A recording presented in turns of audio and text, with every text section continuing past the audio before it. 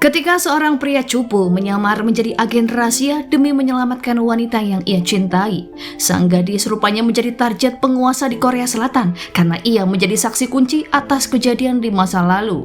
Pada akhirnya, keduanya bekerja sama untuk menangkap pelaku yang telah menghabisi orang tua mereka. Bagaimanakah kelanjutan ceritanya? Langsung saja ke alur filmnya.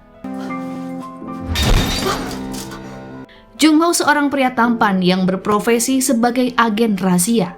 Dengan keterampilan luar biasa yang ia miliki, ia mampu melakukan pekerjaan berbahaya dari para klien dengan bayaran yang sangat fantastis. Selain menggunakan alat canggih yang menunjang misi, Jung Ho juga memiliki seorang partner jenius dalam bidang hacker yang bernama Nyonya Minju. Meskipun selama ini, keduanya tak pernah bertemu dan hanya terhubung lewat sambungan telepon pintar. Jung Ho tak pernah menanyakan identitas klien dan para target. Baginya, ia hanya perlu menyelesaikan misi dan mendapatkan uang setelahnya. Dengan tawaran bayaran yang lumayan tinggi, Jung Ho ditugaskan oleh pimpinan perusahaan untuk menemui seorang klien yang bernama Sung Chul dan mengambil sebuah koper yang dibawanya.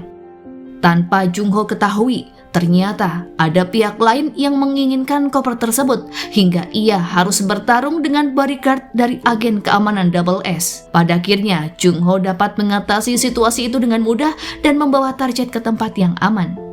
Sementara Yong Shin adalah reporter cantik yang sangat ambisius untuk mencari berita di kalangan selebritis. Namun sayang, sekeras apapun usahanya, ia tetap dipandang sebelah mata oleh bos karena skandal yang Yong Shin angkat terkesan tidak menarik. Sedari kecil, Yong Shin memang diadopsi oleh seorang pria bernama Tuan Chisu setelah ia kehilangan orang tua kandung dan hidup bertahun-tahun di panti asuhan. Ayah angkat Yong Shin berprofesi sebagai seorang pengacara dan memiliki sebuah kafe. Suatu ketika, Yong Shin mendengar informasi tentang adanya pria misterius yang hebat dengan sebutan Healer yang bekerja sebagai agen rahasia. Ia merasa harus mencari tahu banyak hal tentang Healer karena yakin berita ini akan mengundang rasa penasaran netizen. Yong Shin bahkan berniat menghubungi Healer hanya untuk menyewa jasanya sebagai narasumber berita. Sejak lama, Yong Shin juga mengidolakan seorang reporter terkenal bernama Moon Ho yang diketahui sangat aktif menyuarakan ketidakadilan masyarakat. Saat itu, Moon Ho sedang menyelidiki kasus pemecatan massal yang sangat merugikan karyawan. Moon Ho jugalah yang memperkerjakan bodyguard Double S untuk merebut koper yang diincar oleh Moon Sik, kakak iparnya. Namun usaha Moon Ho sia-sia karena koper tersebut kini sudah berada di tangan Moon Sik dan sekretarisnya yang bernama Tuan Oh. Melihat kemampuan Healer yang tidak tertandingi, Moon Ho justru berniat untuk menggunakan jasa Healer dan mencari keberadaan seorang anak perempuan yang menghilang sejak 20 tahun silam. Anak itu diketahui bernama Ji-an, keponakan Moon Ho yang sebenarnya dikabarkan sudah meninggal. Moon Ho yakin jika Ji-an masih hidup sehingga ia ingin mencari tahu sendiri tanpa sepengetahuan ibu Ji-an yang bernama Myung-hee. Myung-hee sendiri kini menjadi wanita pesakitan yang beberapa tahun ini duduk di kursi roda. Rupanya, beberapa tahun yang lalu, ia mengalami insiden kecelakaan. Hanya sebuah foto yang mengingatkan ia tentang masa lalunya ketika melakukan siaran radio ilegal bersama keempat sahabat dan suaminya yang kini sudah meninggal. Pria yang kini menjadi suami baru Myung-hee bernama Moon Sik yang juga teman semasa remaja dulu. Menurut ciri yang disebutkan oleh Moon Ho, Nyonya Minju yakin jika gadis yang sedang dicarinya mengarah kepada Yong Shin. 이번에 진짜 그럴듯한 애 찾았어, 야. Keesokan harinya, sesuai arahan dari Nyonya Minju, Healer mengikuti kemana Yong Shin pergi yang saat itu sedang terburu-buru akan berangkat ke kantor. Keduanya dipertemukan di dalam angkutan umum saat Yong Shin terjatuh dalam pelukan Jung Ho karena bis yang mengerem mendadak. Jung Ho berusaha menahan tubuh Yong Shin yang hampir ambruk ke belakang ketika bus hendak melaju, namun ia menutupi wajah agar identitasnya tidak ketahuan. Berbeda dengan target lainnya, menurut Jung Ho, Yong Shin cukup sulit untuk diatasi. Terlebih gadis itu tampak waspada terhadapnya. Usaha Jung Ho untuk mengambil helai rambut Yong Shin tidaklah berhasil, sehingga ia mengikuti gadis itu turun dari bis. Ia berencana merampas tas Yong Shin untuk mengambil sisir atau benda lain yang dapat digunakan untuk tes DNA. Jung Ho melemparkan kaleng ke pengemudi sepeda yang kebetulan lewat agar ia kehilangan keseimbangan dan menabrak Yong Shin. Situasi panik itu pun dimanfaatkan oleh Jung Ho untuk mengambil tas Yongsin yang tergeletak. Sayangnya, Jung Ho tak menemukan apapun yang bisa dipakai untuk tes DNA. Sementara itu, Yongsin yang menyadari jika tasnya hilang langsung mengejar Jun Ho secara diam-diam. Ia berhasil memergoki pria itu yang sedang mengobrak-ngabrik tasnya di sebuah toilet umum. Yongsin lantas mengunci Jun Ho dari luar sembari menunggu kedatangan polisi. 여기 동신빌딩 2층 남자 화장실이요. Tanpa diduga, Jung Ho berhasil membuka pintu dan menahan tubuh Yongsin yang hendak berusaha kabur. Segala upaya dilakukan oleh Yongsin, namun ia tetap tak berdaya ketika berada dalam dekapan Jung Ho. Di tengah ketakutan itu, Yongsin tak sadar jika kukunya dipotong oleh Jung Ho untuk diserahkan kepada Moon Ho. Usai menunggu selama 1 minggu, hasil laborat keluar dengan hasil DNA yang sangat cocok. Keberhasilan tersebut membuat Jung Ho diberi misi kedua, yakni menyelidiki latar belakang Yongsin. Upah yang dinilai cocok membuat Jung Ho menyetujui misi itu. 작은 거 한 장. Diketahui bahwa Yongsin telah diadopsi sejak kecil oleh Tuan Chisu, yakni ayah angkatnya. Ibu angkat Yongsin sudah meninggal, sehingga Yongsin hanya tinggal berdua dengan Tuan Chisu. Hubungan keduanya pun sangat baik. Dengan kata lain, Yongsin tidak ditelantarkan oleh ayah angkatnya. Selain mengelola kafe, Tuan Chisu berprofesi sebagai seorang pengacara yang kantornya berada di dalam kafe tersebut. Beliau dikenal sebagai pengacara yang murah hati dan peduli terhadap mantan kliennya. Bahkan beberapa mantan napi yang pernah ditolong diberi pekerjaan oleh Tuan Chisu. Tak heran apabila sedari kecil Yongsin berteman dengan para napi. Sementara itu, Yongsin mengunjungi apartemen seorang aktor yang selama ini ia incar, yang mana aktor itu dicurigai terlibat dalam sebuah skandal. Setibanya di tempat parkir apartemen, Yongsin justru melihat seorang wanita yang mengalami penganiayaan di dalam mobil. Ia hendak menegur, namun dihentikan oleh pengawal yang berjaga di luar mobil. Fokus Yongsin terpecah ketika aktor yang sedari tadi ditunggu rupanya akan masuk ke dalam gedung apartemen. Ia pun memilih untuk mengikuti si aktor. Tanpa diduga, wanita yang dianiaya tadi juga masuk ke apartemen yang sama. Diketahui wanita itu bernama Yeon-hee. Saat di dalam lift, Yongsin memberanikan diri untuk memulai komunikasi. Yeon-hee hanya terdiam sehingga Yongsin meninggalkannya begitu tiba di lantai 9, tempat di mana apartemen sang aktor berada. Di sisi lain, untuk memudahkan Jun Ho mengikuti Yongsin, ia rupanya memasang alat pelacak pada tas gadis itu. Setibanya di lantai 9, Yongsin menanyainya perihal Yeon-hee, mengingat tas wanita tersebut tertinggal di dalam lift. Perasaan Yongsin bercampur aduk dan berpikir yang tidak-tidak soal Yeon-hee. Tanpa pikir panjang, ia naik lift ke lantai paling atas bersama Jung Ho. Firasat Yongsin rupanya benar bahwa Yeon-hee hendak mundur dengan terjun dari atap gedung. Ia berusaha menghentikan aksi wanita tersebut agar tidak melompat. Yongsin dapat memahami perasaan Yeon-hee, mengingat ia pernah hampir melakukan hal yang sama. Ketika masih kecil, Yongsin pernah merasakan kepedihan yang mendalam akibat dibuang oleh kedua orang tuanya dan ditemukan di tong sampah. Yongsin dibawa ke 5 panti asuhan berbeda dan diadopsi oleh seseorang yang gemar melakukan kekerasan. Perasaan itu amat menyakitkan hingga ia berharap segera dijemput oleh kematian. Namun kini semua telah berlalu. Yongsin ingin Yeon-hee bertahan seperti dirinya yang sekarang dan tidak pernah merasakan sakit lagi. 무슨 일인지 모르지만 내가 들어줄게요.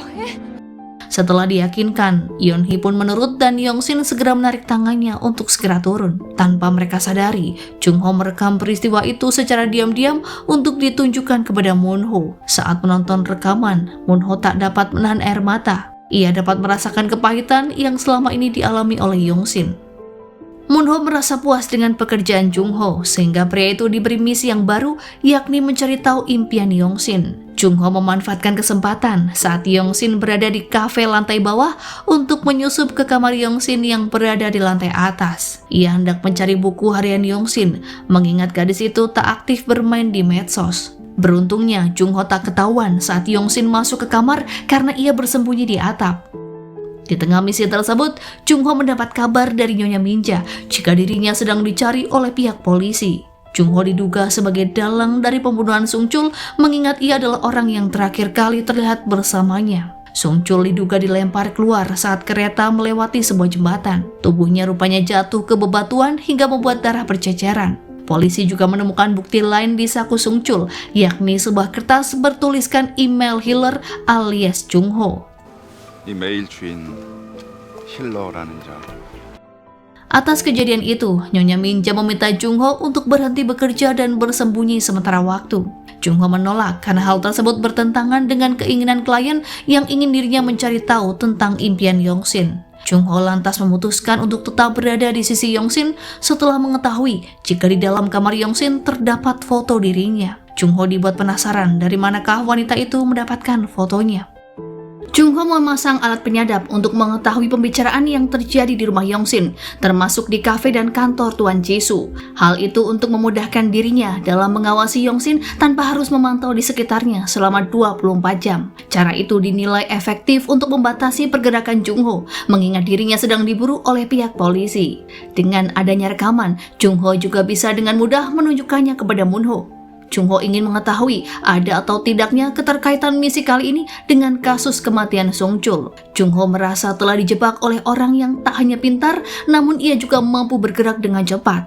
Sebab pelaku tak hanya tahu alamat email Jungho, melainkan hotel tempat Jungho dan Sungchul singgah setelah peristiwa di kereta bawah tanah.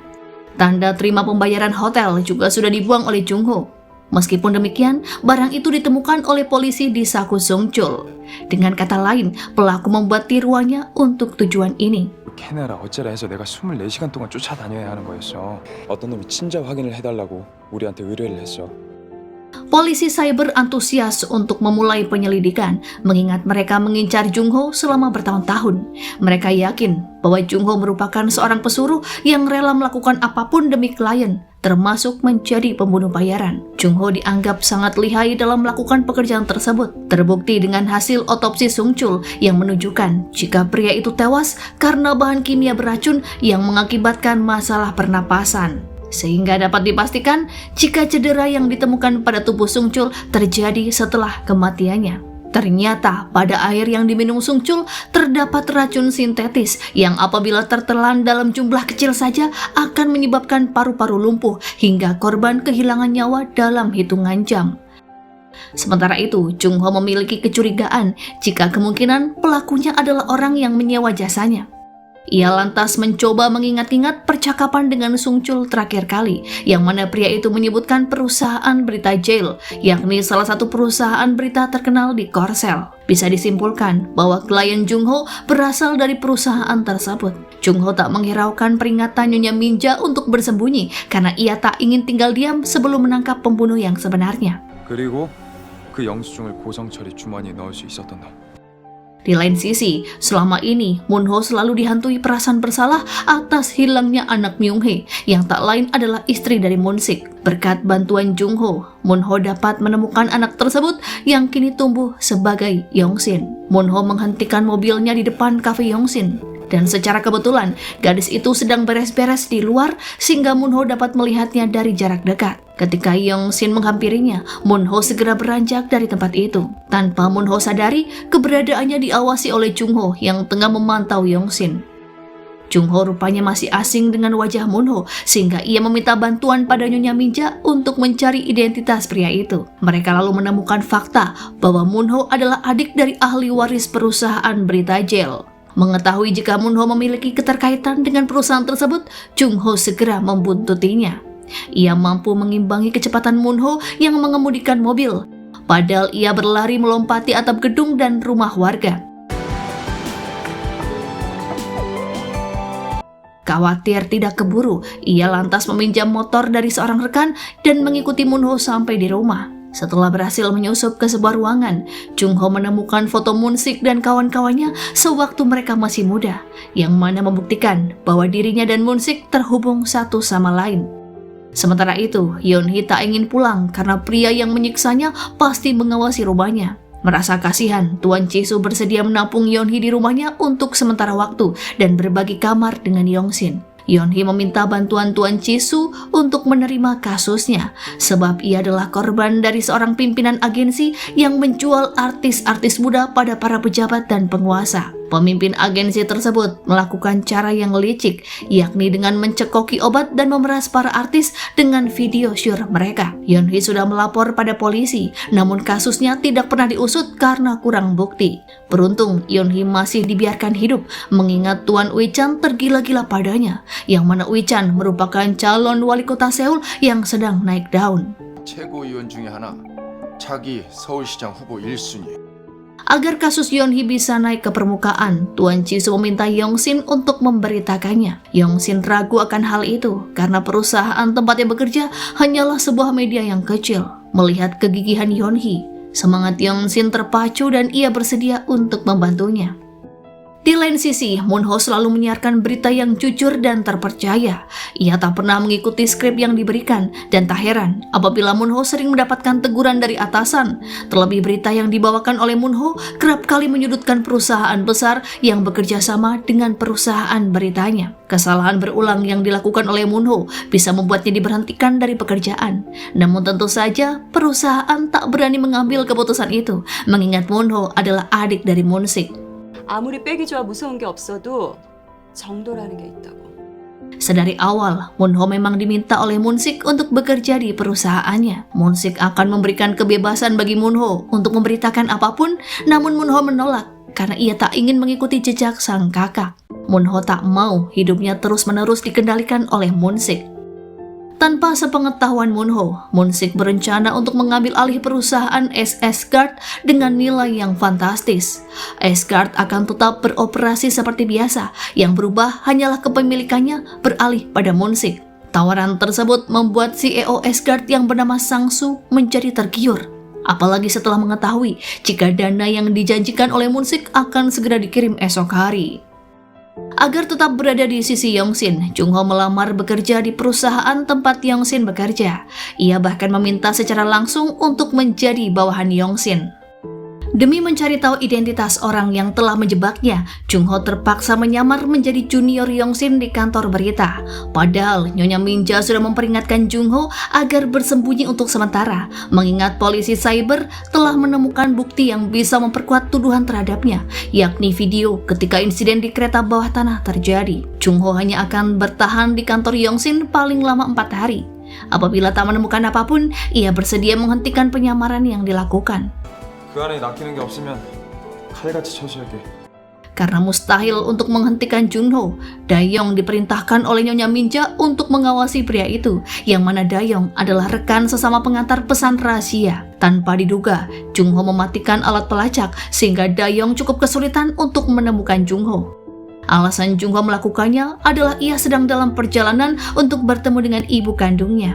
Sepeninggal sang ayah, Jung-ho kecil ditinggalkan oleh sang ibu untuk merantau. Kini beliau telah memiliki keluarga baru, namun hubungan mereka tetap baik-baik saja. Tujuan Jung-ho mengunjungi sang ibu yakni hendak menanyakan tentang foto yang juga ia temukan di kamar Moon-sik, sebab salah seorang di dalam foto tersebut adalah ayah Jung-ho.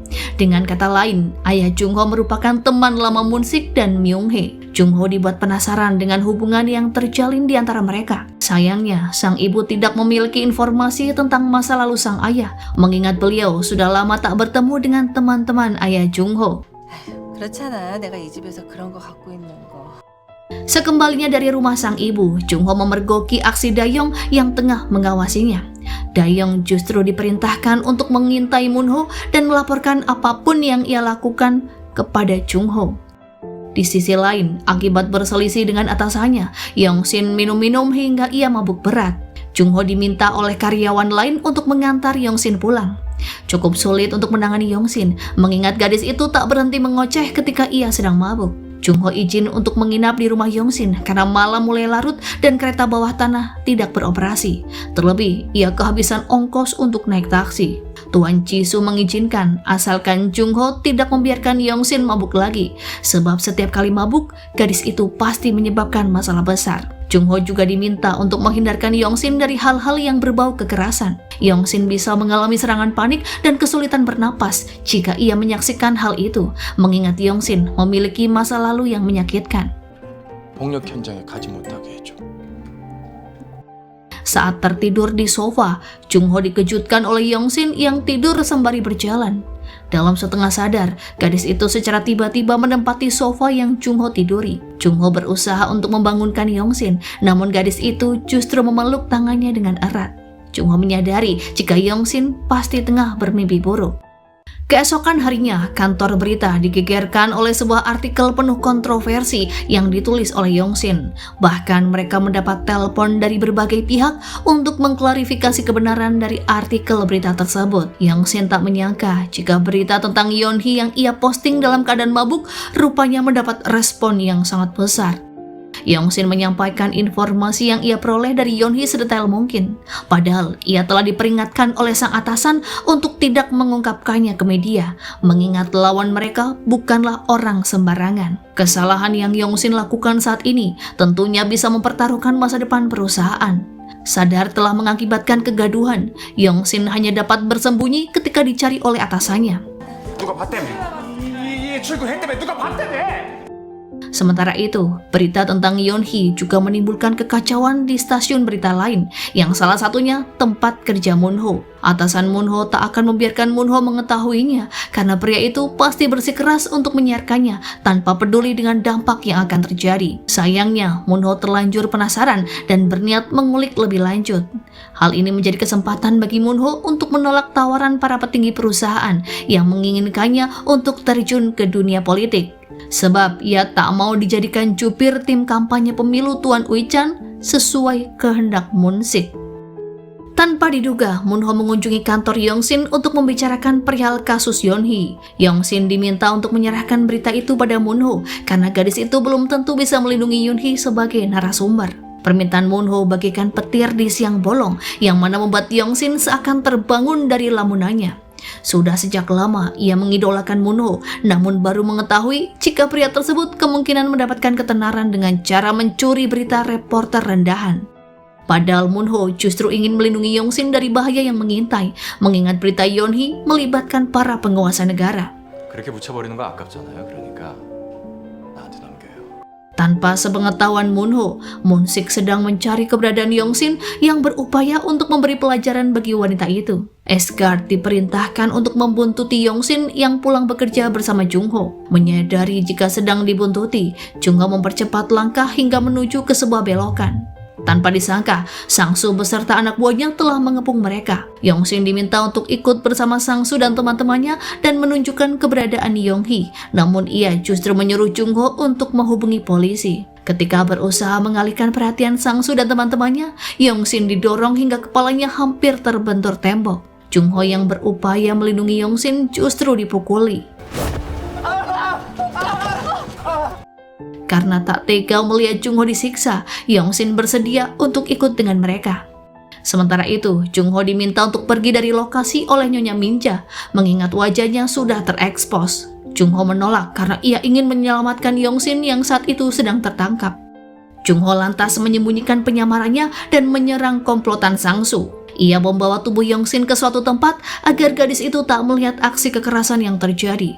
Terlebih, tubuhnya semakin lemas akibat sulit bernapas. Meski kalah dalam jumlah, Jung-ho dapat mengimbangi kekuatan Sang-soo dan teman-temannya. Gerakannya sangat gesit, sehingga membuat mereka kewalahan untuk melayangkan pukulan. Merasa tak asing dengan penampilan Jung-ho, Sang-soo memotret pria itu dengan ponselnya. Jung-ho berusaha menghentikan aksi Sang-soo dengan menendang sebuah batako hingga mengenai kepalanya. Tanpa disangka, salah satu pergelangan tangan Jung-ho diikat dengan tali oleh Sang-soo, namun ia tetap bisa bergerak dengan leluasa untuk menghindari setiap pukulan. Jung-ho berhasil melepaskan ikatan dengan cara menendang bagian tubuh Sang-soo. Suara sirene polisi membuat Sang-soo dan teman-temannya buyar. Hal itu pun memberikan kesempatan bagi Jung-ho untuk menolong Yong-shin dengan mengambil pil guna meredakan gejala sesaknya. Sebelum polisi datang, Jung-ho segera kabur karena ia tak ingin ketahuan. Situasi semakin runyam sehingga Jung-ho diminta oleh Nyonya Minja untuk menghentikan penyamarannya. Terlebih Sang-soo pasti mengawasi sekitar rumah Yong-shin untuk menemukan keberadaan Yeon-hee. Jika ia pergi secara tiba-tiba, Jung-ho khawatir Yong-shin justru diincar dan akan disiksa oleh Sang-soo. Sikap Jung-ho yang tak biasa membuat Nyonya Minja menyimpulkan jika pria itu sedang jatuh cinta kepada Yong-shin. 최영신이가 그렇게 이쁘더냐? Keesokan harinya, Jung Ho muncul di hadapan Yongsin dan mengaku jika semalam ia ketakutan hingga terpaksa melarikan diri. Ia mengkhawatirkan Yongsin sehingga memutuskan untuk tidur di luar kafe.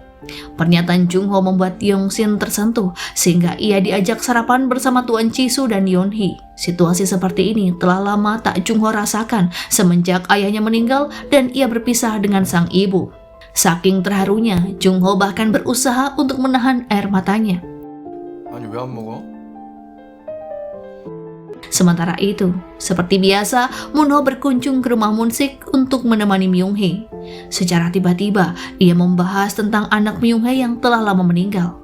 Ia berandai-andai mengenai profesi apa yang kemungkinan dipilih jika anak tersebut masih hidup. Myung-hee menolak untuk membahas tentang anaknya, mengingat wanita itu masih belum merelakan kepergiannya. Tanpa diduga, Myung-hee menangis sesenggukan hingga ia mengalami kejang akibat trauma di masa lalu. Moon Ho tak bisa lolos dari amarah Moon-sik karena menyebabkan penyakit istrinya kambuh. Padahal selama beberapa tahun ke depan, penyakit itu tak pernah muncul lagi. Setelah kondisi Myung-hee membaik, Moon-sik mengajak Moon Ho berbicara empat mata. Tanpa mereka sadari, Dae-yong diam-diam melaporkan hasil pengintaian kepada Jung Ho. Moon Ho menjelaskan jika 2 bulan yang lalu ia dihubungi oleh seseorang jika makam putri Myung-hee harus dipindahkan. Dari situlah Moon Ho menemukan fakta jika di dalam makam tersebut hanya ada peti yang berisi batu. Moon Ho mencurigai jika Moon-sik telah memalsukan kematian putri Myung-hee. Kemungkinan Moon-sik jugalah yang menjadi dalang atas kematian Gil-han, yang tak lain kekasih Myung-hee sekaligus ayah kandung dari Yongsin. Moon Ho memang tak pernah sepaham dengan Moon-sik, terutama setelah ia tumbuh dewasa. Tak mengherankan apabila Moon Ho selalu memilih jalan yang berbeda dari sang kakak. 네가 할 수 있는 게 없잖아. Tak menghiraukan larangan Moon-sik, Moon Ho tetap menyelidiki kasus Yeonhee. Min Jae bahkan tak dapat mengalahkan keras kepala Moon Ho, yang mana Min Jae adalah atasan sekaligus mantan kekasih Moon Ho. Padahal Min Jae sebisa mungkin menghindarkan kasus Yeonhee dari Moon Ho, namun pria itu langsung paham jika berita yang Min Jae serahkan padanya akan digunakan untuk mengalihkan berita Yeonhee. Moon Ho justru menunjukkan antusiasme yang tinggi ketika membicarakan mengenai kasus Yeonhee. 네 붙는 얼굴 정말 짱인데. Di lain sisi, Yongsin hanya bisa meminta maaf ketika ia dimarahi oleh atasan akibat kecerobohannya. Perbuatan Yongsin bahkan mengakibatkan perusahaan mereka dituntut oleh Tuan Uichan atas dugaan pencemaran nama baik. Yongsin mengira jika karirnya akan terhenti sampai di sini, namun tanpa diduga, ia justru mendapat dukungan dari atasan untuk melanjutkan penyelidikan. Beliau berpesan pada Yongsin agar bekerja secara totalitas dalam mengusut kasus Yeonhee. 제대로 해봐. 아, 그건 너무... Antusias dengan hal tersebut, Yongsin segera mengajak Jung Ho ke rumah Tuan Huang, yakni seorang produser yang telah menganiaya Yeonhee. Ia akan mencari bukti lebih lanjut dan mewawancarai pria itu. Di luar dugaan, rumah Tuan Huang dijaga ketat oleh beberapa personil Asgard, yang mana membuat Yongsin ragu-ragu untuk masuk ke sana. Dengan perasaan takut dan gemetaran, Yongsin mengutarakan pertanyaan kepada Tuan Huang. Respon Tuan Huang di luar prediksi, yang mana beliau justru bertindak kurang ajar terhadap Yongsin. Setiap pertanyaan dari Yongsin selalu dialihkan ke hal yang berbeda. Tuan Huang berusaha mengintimidasi Yongsin dengan memukuli karyawan wanita yang ada di sebelahnya. Dengan sigap, Jung Ho melindungi Yongsin agar tak melihat kekerasan yang dilakukan oleh Tuan Huang. Terlebih Yongsin telah menunjukkan tanda-tanda jika tubuhnya mulai kolaps. Yongsin teringat akan masa lalunya yang kelam dan kerap disiksa. Sementara itu, Jung Ho diam-diam menghubungi Dae-yong untuk meminta pertolongan. Dae-yong lalu membawa rekan-rekannya untuk membuat keributan di depan rumah Tuan Huang. Mereka melemparkan tembakan air dan plastik berisi tepung hingga situasi menjadi tidak terkendali. Ketika dalam keadaan ricuh, Dae-yong masuk ke dalam mobil Sang-su dan dibantu oleh Min-ja untuk melakukan peretasan, yang mana mobil Sang-su dibuat berjalan sendiri. Mengetahui jika mobilnya berpindah, Sang-su meninggalkan ruangan Tuan Huang. Di lain sisi, Tuan Huang masih terus menggertak Yongsin yang kondisinya semakin lemas. Dengan bibir bergetar, Yongsin berusaha untuk melawan Tuan Huang. Ia lantas menunjukkan rasa tidak takut untuk menghadapi pria itu. 있는데. 안 들려. 좀 크게 말해봐. Tanpa diduga, Chung Ho berhasil menemukan cara untuk kabur dari rumah Tuan Huang, yang mana ia akan menyenggol pot dan memberikan efek domino hingga seluruhnya berjatuhan. Keadaan tersebut memberi kesempatan bagi Chung Ho untuk mengajak Yong-sin kabur. 재활용 다 듣는. Di tengah kekacauan yang terjadi, Chung Ho dan Yong-sin berusaha kabur secepat mungkin. Chung Ho menghentikan mobilnya tepat di depan mobil polisi cyber yang kebetulan sedang mengawasi Sang-su dan teman-temannya. Dengan berpura-pura ketakutan, Chung Ho menjelaskan apa yang telah mereka alami di rumah Tuan Huang. Begitu anak buah Sang-su muncul, Chung Ho diam-diam kabur untuk mencari keberadaan Dayong. Sementara itu, Dayong mengemudikan mobil Sang-su sejauh yang ia bisa. Dengan sedikit tegang dan bingung, ia berputar balik untuk menuju ke pelabuhan dan menjauh dari kejaran Sang-su. Mengira berhasil lolos dari kejaran Sang-su, Dayong justru tertangkap dan tak bisa berkutik. Beruntungnya, dengan bantuan Nyonya Minja yang melacak keberadaan Dayong, Chung Ho bisa datang tepat pada waktunya. Ia segera menyerang Sang-su agar Dayong bisa melarikan diri. Pergelangan tangan Sang-su diikat pada setir mobil dengan borgol yang Chung Ho curi dari saku polisi cyber. Chung Ho juga merampas ponsel Sang-su dan menemukan rekaman suara berisi perintah dari pemimpin pria itu. Ia mencurigai jika sang pemimpin merupakan salah satu di antara Moon-ho dan Moon-sik. Terlebih di dalam rekaman tersebut, terdapat perintah untuk mencari keberadaan Chung Ho serta mengawasi Yong-sin. Usai memperoleh informasi yang cukup, Chung Ho meminta Nyonya Minja untuk melacak tentang identitas orang-orang yang berfoto bersama mendiang ayahnya. Salah satu dari mereka diketahui bernama Chae-bum, yakni teman sang ayah sekaligus guru Chung Ho. Belakangan ini, Chae-bum sangat sulit untuk dihubungi, sehingga akan sia-sia untuk bertanya kepadanya. Tanpa sepengetahuan Chung Ho, Nyonya Minja meminta Chae-bum untuk melakukan sesuatu. Jika tidak, Chung Ho pasti akan bertindak sendirian. Apabila tidak dihalangi, Chung Ho juga bisa mengetahui rahasia yang selama ini mereka tutupi. Ayah Chung Ho ternyata bukan meninggal karena kecelakaan, melainkan bundir setelah ia menghabisi nyawa temannya demi uang semata. Nyonya Minja tak berani menebak-nebak bagaimanakah reaksi Chung Ho usai mengetahui hal itu. Terlepas dari pekerjaannya yang berhubungan dengan kriminal, Chung Ho adalah pria yang polos dan berhati baik. Ia tak pernah meninggalkan siapapun dan justru dirinya lah yang sering ditinggalkan oleh orang-orang terdekat. 안 그래도 자폐 증세가 좀 있는 놈이잖아. Di lain sisi, Yong-sin dibawa ke kantor polisi untuk dimintai keterangan. Yong-sin ditanyai hal yang berhubungan dengan artikel tentang Yeon-hee yang ditulisnya. Di luar dugaan, Yong-sin mendapatkan informasi dari petugas polisi jika Yeon-hee telah digugat atas pencemaran nama baik oleh Tuan Huang, yang mana hal itu membuat Yeon-hee masuk ke dalam daftar DPO. Yong-sin hendak memberitahukan hal tersebut, namun Tuan Chi-soo tak dapat dihubungi. Dengan terpaksa, ia pun meminta bantuan pada Moon-ho untuk segera merilis berita Yeon-hee agar masyarakat mengetahui fakta yang sebenarnya. 저 기억하십니까? Ditemani oleh Tuan Chi-soo, Yeon-hee sebenarnya berencana untuk memberikan kesaksian sebagai korban penganiayaan yang dilakukan oleh Tuan Huang. Ia tak menyangka jika keadaan kian rumit, yang mana ia justru dijadikan terdakwa. Media rupanya menggiring opini jika seolah-olah Yeon-hee telah melakukan pemerasan terhadap Tuan Ui-chan. Tuan Ui-chan rupanya gak terganggu dengan tuduhan pemerasan yang dilayangkan kepada Yeon-hee. Beliau ingin memberikan pembelaan, namun terhalang oleh kurangnya bukti. Terlebih adanya artikel yang ditulis oleh Yong-sin membuat posisi lawan semakin kuat. Sebab artikel tersebut justru dijadikan alat untuk melawan Yeon-hee.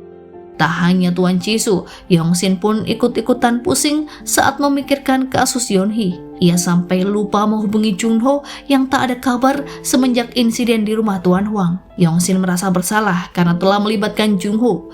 Terlebih pria itu mengaku tak enak badan sejak insiden tersebut. Yong-sin lalu menceritakan bahwa situasi yang sedang dialami melebihi batas kemampuannya. Ia sadar jika apa yang dikatakan oleh Moon-ho benar adanya. Meskipun demikian, ia tak bisa membenci Moon-ho karena sudah lama mengidolakannya. 그렇게 살벌한데 초짜인 너를 억지로 끌고 간 거잖아. Sebenarnya, Yong-sin mulai menyukai seseorang yang tak lain adalah Healer. Pria itu selalu muncul saat Yong-sin mengalami kesulitan dan berhasil membuat jantungnya berdebar. Mendengar hal tersebut, Chung Ho merasa sedikit tersanjung sekaligus penasaran karena belum pernah merasa disukai oleh seseorang. 밤 심부름꾼. Di lain sisi, atas skandal yang terjadi, Tuan Uichan dimarahi oleh tetua, yakni pria yang mengendalikan politik sekaligus senior Munsik. Tuan Uichan dianggap telah menghancurkan kesempatan untuk menjadi wali kota hanya karena seorang wanita. Dengan memelas, Tuan Uichan minta diberi satu kesempatan agar karirnya tak hancur. Atas hal tersebut, Munsik pun diperintahkan untuk mengatur media agar Tuan Uichan tetap bisa mencalonkan diri sebagai wali kota. Setibanya di rumah, Munsik berbincang dengan istrinya yang tak bisa tidur. Ia lantas menceritakan jika telah bertemu dengan orang-orang yang serakah seperti Tuan Uichan. Dari cerita itulah, Myung-hye menyimpulkan jika Munsik telah berubah. Padahal semasa kuliah dulu, pria itu sangat pemalu dan tak banyak bicara. Kini Munsik lebih bijaksana namun ambisius dan sedikit kejam. Munsik berusaha menyangkal karena menurutnya ia tak pernah berubah dan tetap melawan hal yang baginya tidaklah benar. 난 운전밖에 한 게 없지만 Secara tiba-tiba, Moon-ho mengunjungi Samdae, yakni kantor berita Yongsin. Kedatangannya membuat seisi kantor terkejut sekaligus heran, terlebih pria itu minta dijelaskan tentang denah kantor. Merasa kebingungan, atasan Yongsin menelpon pemilik Samdae, dan tanpa diduga, sang pemilik mengatakan bahwa gedung beserta kantor berita Samdae telah dijual kepada Moon-ho, sehingga kepemilikan telah diambil alih olehnya. Tanpa sepengetahuan Yongsin, Moon-ho sebenarnya telah mengundurkan diri dari kantor tempatnya bekerja, sebab Min Jae dan para petinggi tak mau menerima kasus Yeon-hee. Selain alasan itu, Moon-ho pindah ke Samdae karena ingin melatih Yongsin yang dianggap memiliki potensi sebagai reporter hebat. 앞으로 같이 못 들어갈 것 같다고? Moon-ho membeli gedung beserta kantor berita Samdae dengan menjual saham dan aset lain yang ia miliki. Ia merasa bahwa keputusan ini sangatlah tepat karena sekarang justru memiliki kebebasan untuk memberitakan apapun. Ia juga bisa fokus dengan tujuannya, yakni melatih Yongsin menjadi reporter handal. Secara bertahap, Moon-ho memberikan tugas kepada masing-masing karyawan untuk mencari informasi terkait kasus Yeon-hee. Yongsin diminta untuk menghadiri konferensi pers terkait pencalonan Tuan Uichan sebagai wali kota. Yongsin harus memanfaatkan kesempatan untuk menanyakan tentang hubungan antara Tuan Uichan, Tuan Hwang, dan Yeon-hee di depan publik. 황제국가 주연이에 대한 질문을 해야지. Sementara itu, Jung-ho diperintahkan untuk menyelidiki bar yang biasa dikunjungi oleh Tuan Hwang dan kawan-kawannya. Jung-ho berpura-pura meminta nomor ponsel Moon-ho, padahal ia hendak meretas data di dalamnya. Dari situlah Jung-ho menemukan fakta bahwa Moon-ho merupakan klien yang memintanya mencari informasi seputar Yongsin. Tempo hari, Moon-ho baru saja memberikan tugas baru, namun Nyonya Min-ja belum bisa mengatakan hal itu kepada Jung-ho. Adalah Jung-ho harus menjaga keselamatan Yongsin dari Munsik dan Sang-su. Jung-ho diminta untuk menghentikan aktivitasnya menjadi healer sementara waktu, sebab Nyonya Min-ja dan Chae-bum hendak mengirim Chun-ho ke Australia agar ia tak penasaran dengan masa lalu ayahnya. Chae-bum tak ingin Chun-ho terjun terlalu dalam dan mengetahui fakta yang ada. 어디까지나 남 태평양 민영 기준이고 Dulunya, Chae-bum sempat menjadi reporter yang melakukan pemberontakan terhadap pemerintah. Chae-bum sempat tertangkap dan dipenjara selama 11 tahun. Ia rupanya memilih untuk diam agar para sahabatnya selamat. Tanpa diduga, setelah bebas dari penjara, Chae-bum justru dikejutkan oleh kematian dua orang temannya, yang tak lain ayah Jung-ho dan kekasih Myung-hye. Selain itu, Myung-hye juga mengalami kelumpuhan dan ia menikah dengan Munsik yang telah menjadi seorang CEO. Hal itu memang sangat mencurigakan, namun Chae-bum tak berniat untuk mencari tahu lebih jauh. Sudah bisa ditebak jika Jung-ho menolak permintaan tersebut, mengingat ia ingin mencari tahu tujuan Moon-ho mendekati Yongsin. Selain itu, Jung-ho belum siap untuk berpisah dari gadis itu. Untuk mendapatkan informasi tentang bar yang didatangi Tuan Hwang, Jung-ho mendatangi rumah pria itu secara langsung. Jung-ho meminta Dayong membuat kekacauan seperti tempo hari agar ia bisa menyusup masuk ke rumah Tuan Hwang. Jung-ho melakukan berbagai cara agar pembantu dan pengawal tidak memergokinya untuk sampai ke ruangan Tuan Hwang. Saat Jung-ho berhasil masuk, pria itu hendak berteriak untuk meminta tolong, namun Jung-ho mengancam akan menggores lukisan yang dibelinya dengan harga mahal jika Tuan Hwang berani memberitahu pengawalnya. Karena dikira sedang bercanda, Jung-ho pun tak segan merobek lukisan itu. Tuan Huang berusaha menyerang Junho dengan tongkat golf, namun ia berhasil menangkap tongkatnya. Dengan beringas, Jung-ho memukuli perut dan beberapa bagian tubuh Tuan Huang hingga babak belur untuk membalaskan dendam atas apa yang telah diperbuat pria itu terhadap Yeon-hee serta wanita lain yang sudah ia peralat.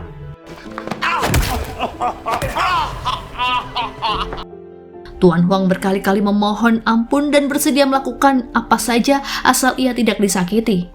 Jung-ho akan berhenti asalkan Tuan Huang tidak melakukan kekerasan, terutama pada para wanita. Jung-ho juga menanyakan tentang bar yang dikunjungi oleh Tuan Huang dan meminta pria itu untuk menunjukkan koleksi rekaman video para wanita yang digunakan untuk kepentingan bisnisnya. Jung-ho harus bergegas membuka berangkas, mengingat para pengawal Tuan Huang telah mendengar kegaduhan yang terjadi di ruangannya. Beruntungnya, Jung-ho berhasil meloloskan diri sebelum para pengawal masuk. Sementara itu, Yong-shin mendapat pesan dari Healer alias Jung-ho untuk datang ke atap gedung. Setelah mengikuti petunjuk yang diberikan oleh pria itu, Yong-shin mendapatkan sebuah amplop berisi hard disk yang di dalamnya terdapat file video rekaman dari berangkas Tuan Huang. Yong-shin rupanya tahu jika Jung-ho masih bersembunyi di atap gedung, sehingga ia ingin berterima kasih sekaligus menanyakan sesuatu pada pria itu. Yong-shin bersedia menutup matanya agar wajah Jung-ho tidak ketahuan. Penasaran dengan pertanyaan Yong-shin, Jung-ho pun menampakkan diri. Tanpa diduga, Yong-shin memastikan tujuan Jung-ho mengawasi dan menyelamatkannya selama ini. Yong-shin juga yakin jika Jung-ho memotong kukunya untuk keperluan tes DNA, sehingga ia berasumsi pria tersebut adalah ayah atau mungkin kakak kandungnya. Jung-ho tak mengiyakan ataupun menyangkal pertanyaan Yong-shin agar hal tersebut tetap menjadi misteri. Saat Yong-shin hendak bertanya lebih lanjut, Jung-ho telah menghilang dari hadapannya. Sementara itu, keputusan Moon-ho membeli Samdae sedikit mengganggu pikiran Moon-sik, sehingga ia bertemu dengan Min-jae untuk membicarakan hal itu. Min-jae sendiri tak mengetahui alasan yang sebenarnya, namun Moon-ho pernah mengatakan sesuatu jika ia hendak menebus dosanya terhadap Myung-hee. Jawaban Min-jae segera membuat Moon-sik paham. Ia lantas meminta Sang-soo dan kawan-kawannya untuk menyelidiki semua hal tentang Yong-shin, karena ia memiliki kecurigaan jika gadis itu adalah anak Myung-hee yang dinyatakan meninggal. Moon-sik juga menyuruh junior Moon-ho yang bernama Jung-soo untuk menyerahkan surat pengunduran dirinya. Pria itu diminta melamar ke Samdae dan menjadi mata-mata. 그래서 내가 부탁이 하나 있어요. Di malam harinya, Jung-ho menyusup ke ruangan Moon-sik dan memperingatkan pria itu agar tidak menghubungi siapapun. Moon-sik diminta untuk mengikuti instruksi Jun-ho dan menjawab pertanyaannya tanpa ada yang ditutup-tutupi. Moon-sik menyangkal jika telah menjebak Jun-ho sebagai pembunuh Sung-chul. Jung-ho juga mengancam akan menyerahkan video yang dikirim Sung-chul saat itu ke stasiun TV dan akan ditonton seantero negeri apabila Moon-sik tidak mengungkap pembunuh yang sebenarnya. Moon-sik hanya diberi waktu selama 3 hari untuk mempertimbangkan hal tersebut. Saat keluar dari ruangan Moon-sik, Jung-ho dipergoki oleh Myung-hee yang kebetulan hendak masuk. Tanpa diduga, Myung-hee menghentikan langkah Jun-ho dan mengenalinya sebagai sahabat lamanya yang merupakan ayah Jun-ho.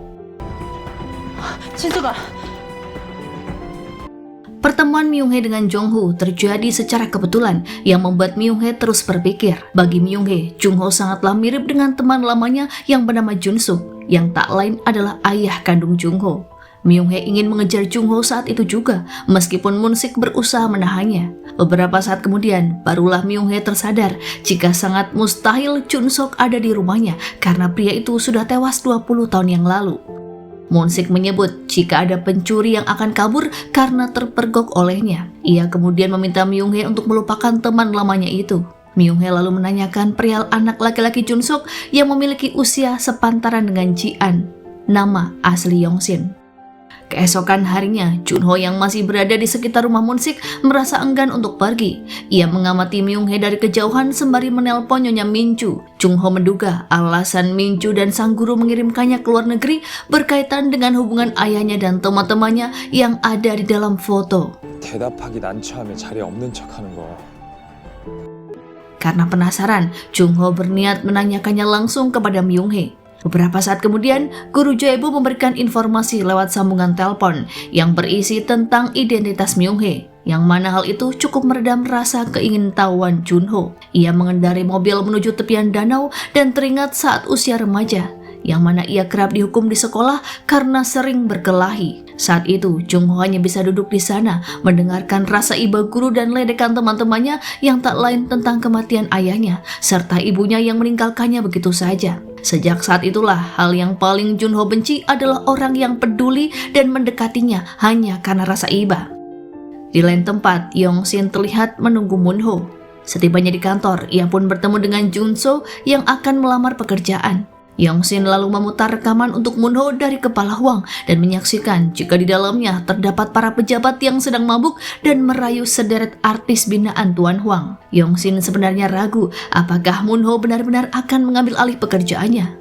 Melihat Moon-ho dan Yong-shin ada di ruangan meeting membuat Junho panik karena di saat yang bersamaan Nyonya Minju akan mengirim email kepada Moon-ho. Untuk mengalihkan pembicaraan, Junho berkata jika ia telah berhasil menemukan klub malam favorit Tuan Hwang.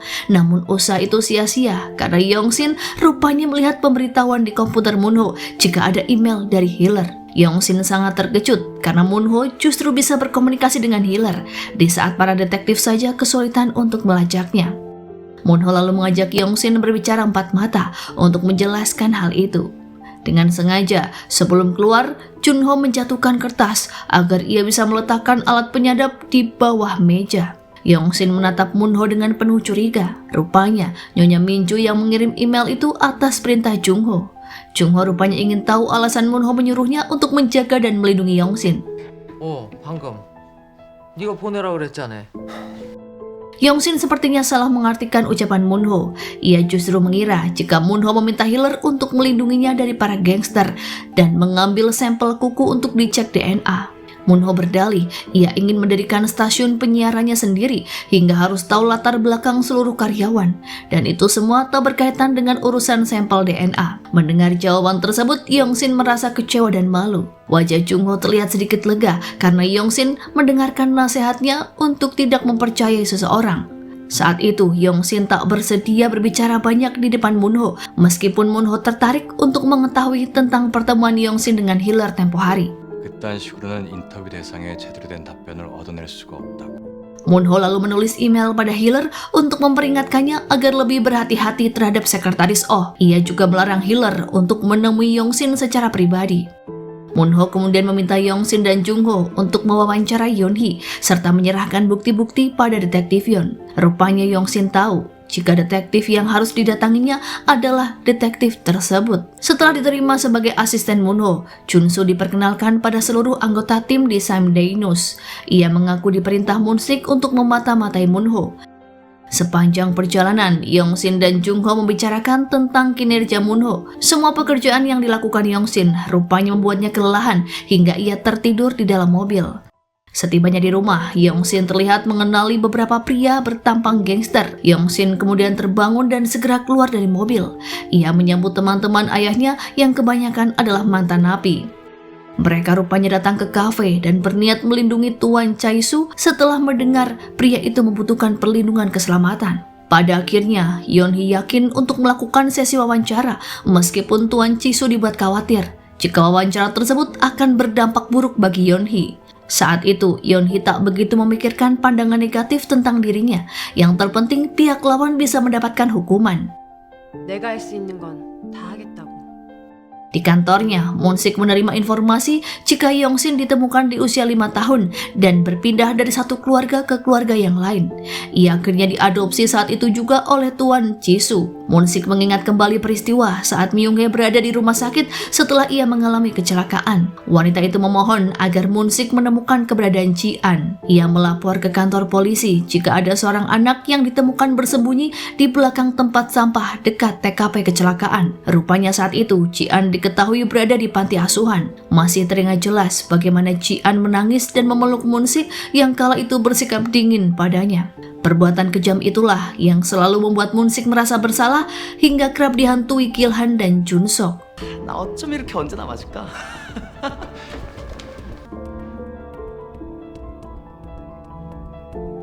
Di lain tempat, sekretaris Oh yang mengamati gerak-gerik Moon-sik segera melaporkannya pada ketua, yang menjelaskan tentang kedua kakak beradik yang tertarik pada anak hilang di tahun 92. Ia pun menduga jika Moon-ho sepertinya sudah berhasil menemukan keberadaan Ji-an. Tetua bahkan berkata jika Moon-sik adalah murid terhebat yang pernah ia bimbing. Tanpa sepengetahuan Moon-sik, ia berencana menyingkirkan Ji-an agar Moon-sik bisa hidup tenang. Di kantornya, Sang Soo berhasil memanipulasi suara Moon-ho. Di waktu yang bersamaan, Moon-ho palsu menelpon Yong-shin agar ia menuju ke suatu tempat karena ada seorang informan yang telah terpublikasi. Yong-shin segera berangkat ke tempat yang dimaksud dan mematikan ponselnya sesuai instruksi. Tapi ternyata itu adalah sebuah jebakan. Di lain tempat, Moon-ho juga menerima telepon dari orang tak dikenal. Seorang anak sekolah membacakan pesan yang ditulis oleh sekretaris Oh. Moon-ho menduga jika pesan tersebut berkaitan dengan keselamatan Yong-shin alias Ji-an. Sekretaris Oh menyiapkan rencana selanjutnya. Ia memasuki sebuah bangunan dengan berpakaian sebagai pekerja konstruksi dan merusak sebuah mesin. Singkat cerita, Yong-shin sampai di tempat yang sudah ditentukan. Dengan terpaksa, ia memutar untuk mencari pintu darurat dan dengan kewaspadaan, Yong-shin memasuki bangunan itu dan mencari keberadaan Moon-ho. Yong-shin lalu menemukan lift dan bergegas ke rooftop gedung. Di waktu yang bersamaan, sekretaris Oh memutus salah satu kabel hingga menyebabkan konsleting listrik. Yong-shin yang panik berusaha meminta pertolongan karena lift yang rusak terjun tanpa kendali. Lift berhenti hingga di suatu titik, namun pada saat itu tak ada satu orang pun yang mendengarnya. Sementara Moon-ho meminta bantuan healer untuk mencari keberadaan Yong-shin karena ada seseorang yang ingin mencelakainya. Beruntungnya, Nyonya Minju masih bisa melacak keberadaan Yong-shin dari alat yang Junho letakkan di tasnya tempo hari. Moon-ho dan Junho berhasil mendapatkan lokasi Yong-shin dan segera menuju ke tempat tersebut. Rupanya, Junho yang tiba lebih dulu. Ia lantas mengecek semua ruangan kosong dan mendengar teriakan Yong-shin yang sedang membutuhkan bantuan. Sadar suara tersebut dari dalam lift, Junho berusaha mencari tali di atap gedung untuk turun menghampiri Yong-shin. Ia langsung membuka pintu lift secara manual dan mendapati tubuh Yong-shin dalam keadaan lemas. Tak lama kemudian, tali penyangga lift benar-benar putus, tepat di saat Junho bisa membawa Yong-shin keluar dari ruangan. Yong-shin tak sempat melihat wajah pria yang telah menyelamatkannya karena Junho menutup wajahnya dengan topi. Sengaja Junho tak berbicara sepatah kata pun agar Yong-shin tak menaruh curiga. Setibanya di atap, Yong-shin yang masih menutup matanya merasa bersyukur karena ia bisa keluar dari ambang kematian. Yong-shin yakin jika pria yang telah menyelamatkannya adalah healer yang dikirim oleh Moon-ho. Melihat Yong-shin dalam keadaan aman, Junho melangkah pergi seolah ia tak peduli jika Yong-shin akan terus salah sangka pada jati dirinya. Karena bagi Junho, ia tak ingin mendapatkan pujian atau rasa berhutang budi dari seseorang. Junho membalikan badan dan berjalan menuju Yong-shin. Ia pun perlahan membuka topi gadis itu dan menciumnya. Singkat cerita, Moon-ho tiba di rooftop gedung dengan raut wajah penuh kecemasan. Tanpa sadar, ia memanggil Yong-shin dengan sebutan Ji-an, nama aslinya. Yong-shin yang masih tercengang dengan kejadian bersama Junho tak menyadari panggilan tersebut. Moon-ho langsung memeluk Yong-shin dan menangis, lalu mengajaknya pergi dari tempat itu. Di balik dinding, Junho memperhatikan keduanya yang akan pergi. Ia memerintahkan Nyonya Minju untuk memeriksa CCTV serta melacak kemanakah Moon-ho pergi. 딱 그 시간에 고장내서 떨어뜨린 거 보면 그 근처에 있었다고. Di dalam mobil, Moon-ho memperhatikan Yong-shin yang masih tampak syok dengan memeriksa denyut nadinya. Moon-ho berniat membawa Yong-shin ke tempat yang lebih aman karena ia khawatir Yong-shin akan menjadi target penculikan.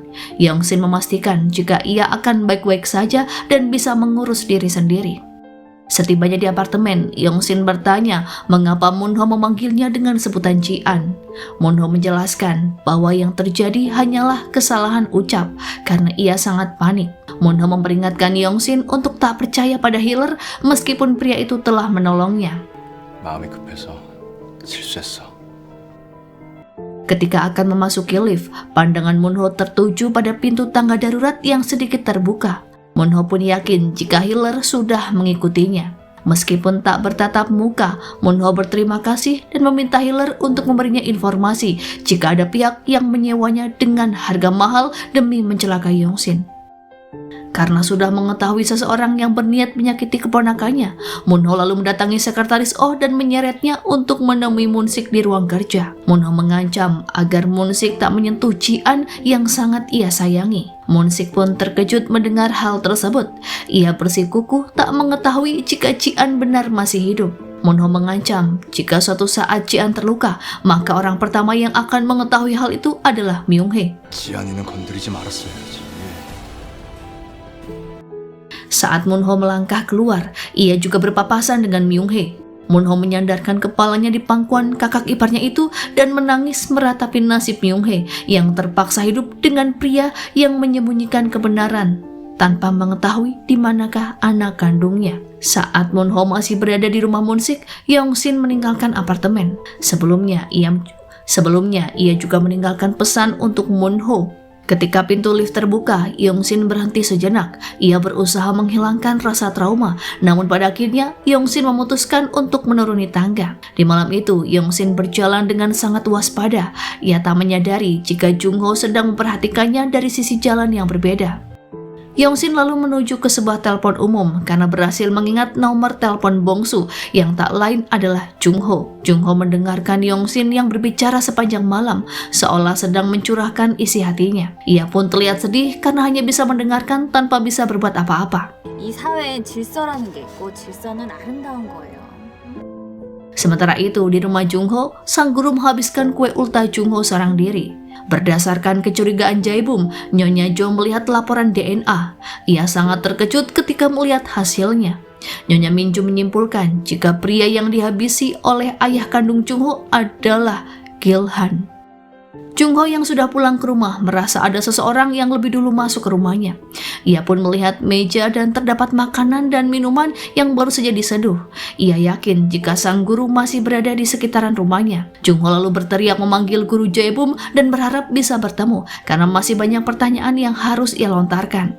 야 영감탱이야, 아직 여기 있는 거 알거든? 나와, 안 나와? Sementara itu, Moon-ho yang sudah tiba di apartemen menemukan pesan yang ditinggalkan oleh Yong-shin. Moon-ho lalu menelpon detektif Yeon berniat menyerahkan rekaman yang diambil dari berangkas milik Tuan Hwang. Detektif Yeon yang awalnya menolak mendadak berubah pikiran setelah mengetahui bahwa video rekaman itu berhasil didapatkan oleh Hiller. Moon-ho mengetahui detektif Yeon sudah bertahun-tahun ingin menangkap Hiller. Moon-ho rupanya berharap detektif Yeon berbagi hasil investigasi sekaligus memintanya untuk mengawasi Yong-shin dari incaran Tuan Hwang.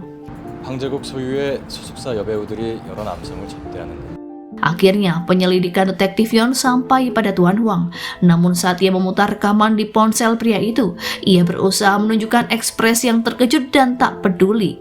Detektif meminta direktur untuk diinterogasi lebih lanjut di kantor polisi terkait video skandal asusila para pejabat.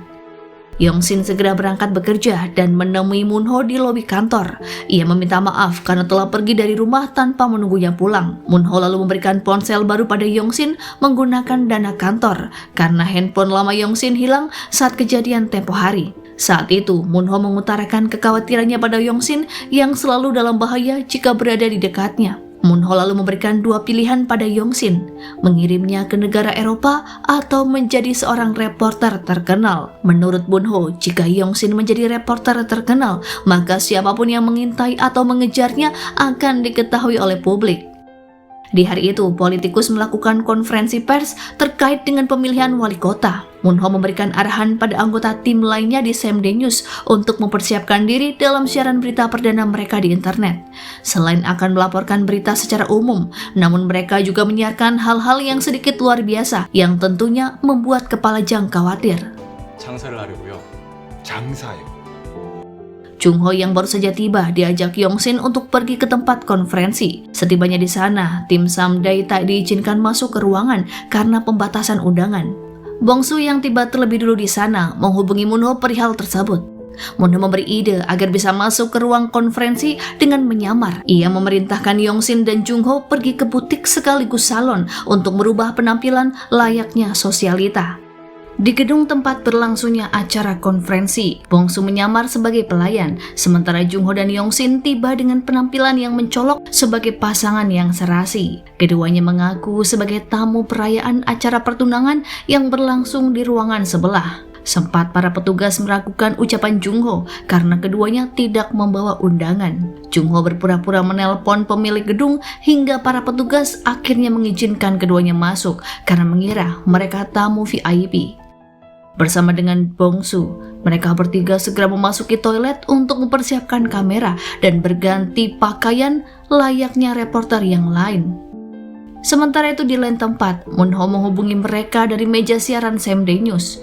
Ia mengingatkan Yong-shin agar yang harus ia lakukan hanyalah mengajukan pertanyaan terkait Yeon-hee karena Moon-ho telah bersiap untuk mengambil alih siaran. Yong-shin dan kedua rekannya mengedap-ngedap masuk ke ruangan di saat Tuan Kim Ui-chan mulai memberikan kesempatan bagi para reporter untuk bertanya. Dengan mengumpulkan keberanian, Yong-shin melangkah maju dan berjalan ke tengah. Ia mencecar politikus Kim Ui-chan dengan pertanyaan dan Yong-shin membongkar seluruh kegiatan buruk Tuan Huang yang menyediakan wanita penghibur untuk Ui-chan. Yang mana hal itu dilakukan demi kelancaran izin konstruksi, yang salah satunya adalah Yeon-hee. Sementara Yong-shin melancarkan aksinya, Moon-ho menelpon Min-jae untuk mengalihkan perhatiannya karena saat itu Min-jae sedang mengawasi siaran ABS News di luar gedung. Setelahnya, Min-jae sadar bahwa ia telah melewatkan satu hal dan segera berlari memasuki mobil van dengan wajahnya yang sangat panik. Moon-ho lalu menjelaskan tentang rekaman video di sebuah klub malam yang didapatkan dari seorang informan. 확인을 하고자 했지만요. 방금 보신 것처럼 답을 듣지 못했습니다. Siaran tersebut disusul dengan wawancara eksklusif antara Yong-shin dan Yeon-hee. Di penghujung acara, Moon-ho menyatakan jika ia tak mungkin menyiarkan berita yang direkayasa. Sementara itu di rumah tetua, Moon-sik menemaninya untuk menonton politikus Kim Ui-chan menaiki podium dan mulai berpidato. Tetua terlihat tenang walaupun sebenarnya ia geram saat melihat kejadian di konferensi pers. Moon-sik berjanji akan menyelesaikan permasalahan yang ditimbulkan oleh Moon-ho. 일단 비상망을 가동시켜서 신문이나 방송, 보도 등을 자제시켜야 할 것 같습니다.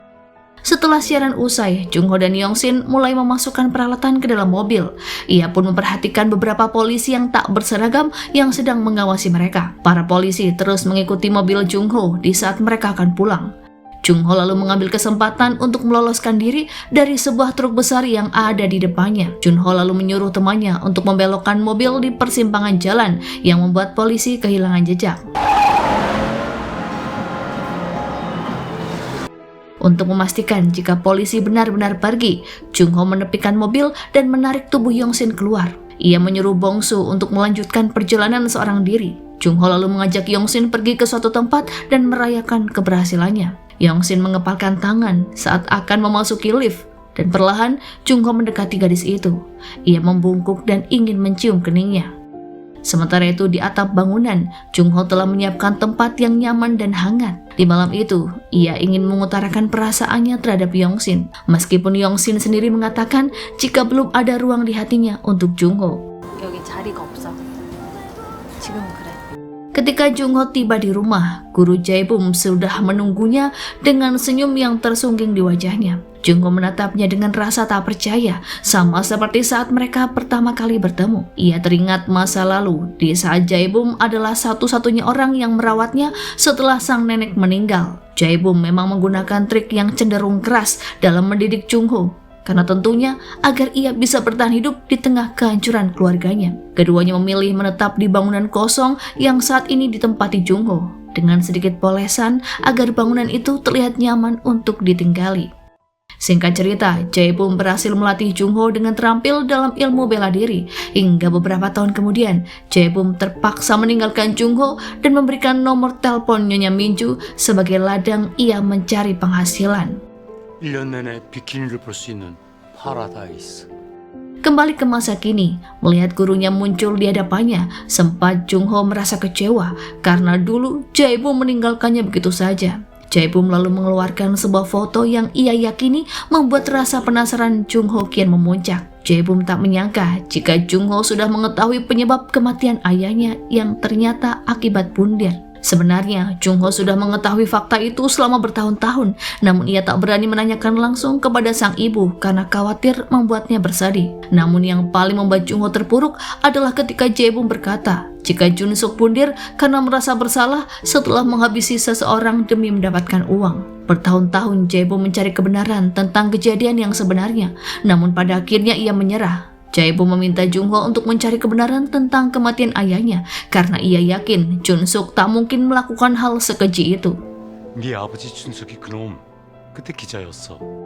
Satu-satunya orang yang bisa dimintai petunjuk adalah pria yang mengambil foto mereka berlima, yang tak lain adalah Moon Ho yang saat itu masih kecil. Di malam itu juga, Jun Ho menggeledah apartemen Moon Ho dan menemukan koper yang disembunyikan di dalam berangkasnya. Di dalam koper tersebut terlihat begitu banyak kaset rekaman dan juga buket bertuliskan Healer, tertanggal Mei tahun 81. Sementara itu di kantor polisi, Detektif Yon menyuruh anak buahnya untuk memeriksa latar belakang semua karyawan Samday News. Mereka nyaris saja menemukan identitas Park Bong-soo yang sebenarnya. Perhatian detektif saat itu teralihkan karena ia mendapat kabar tewasnya Tuan Huang akibat bundir. Diketahui Tuan Huang meninggalkan sebuah pesan tentang pengakuan kejahatannya selama ini, termasuk menghabisi Sung Chul. Detektif Yon merasa kasus ini sangat janggal karena semuanya begitu terorganisir dengan baik dengan bukti-bukti yang sengaja dikumpulkan. 그리고 친절하게도 그간의 잘못에 대해서 쭉 써놨어요. Di lain tempat, Moon Ho yang baru saja lembur bersiap untuk pulang, tak sengaja ia menjatuhkan sebuah tas yang berisi pakaian ganti Jong Ho. Betapa terkejutnya Moon Ho saat ia menemukan handphone Yong Sin yang hilang di saku pakaian Jong Ho. Ia pun mulai berpikir apakah Jong Ho adalah healer yang tempo hari menyelamatkan keponakannya dari insiden lift rusak. Malam itu Moon Ho mendapat telepon dari Jung Ho sebagai healer.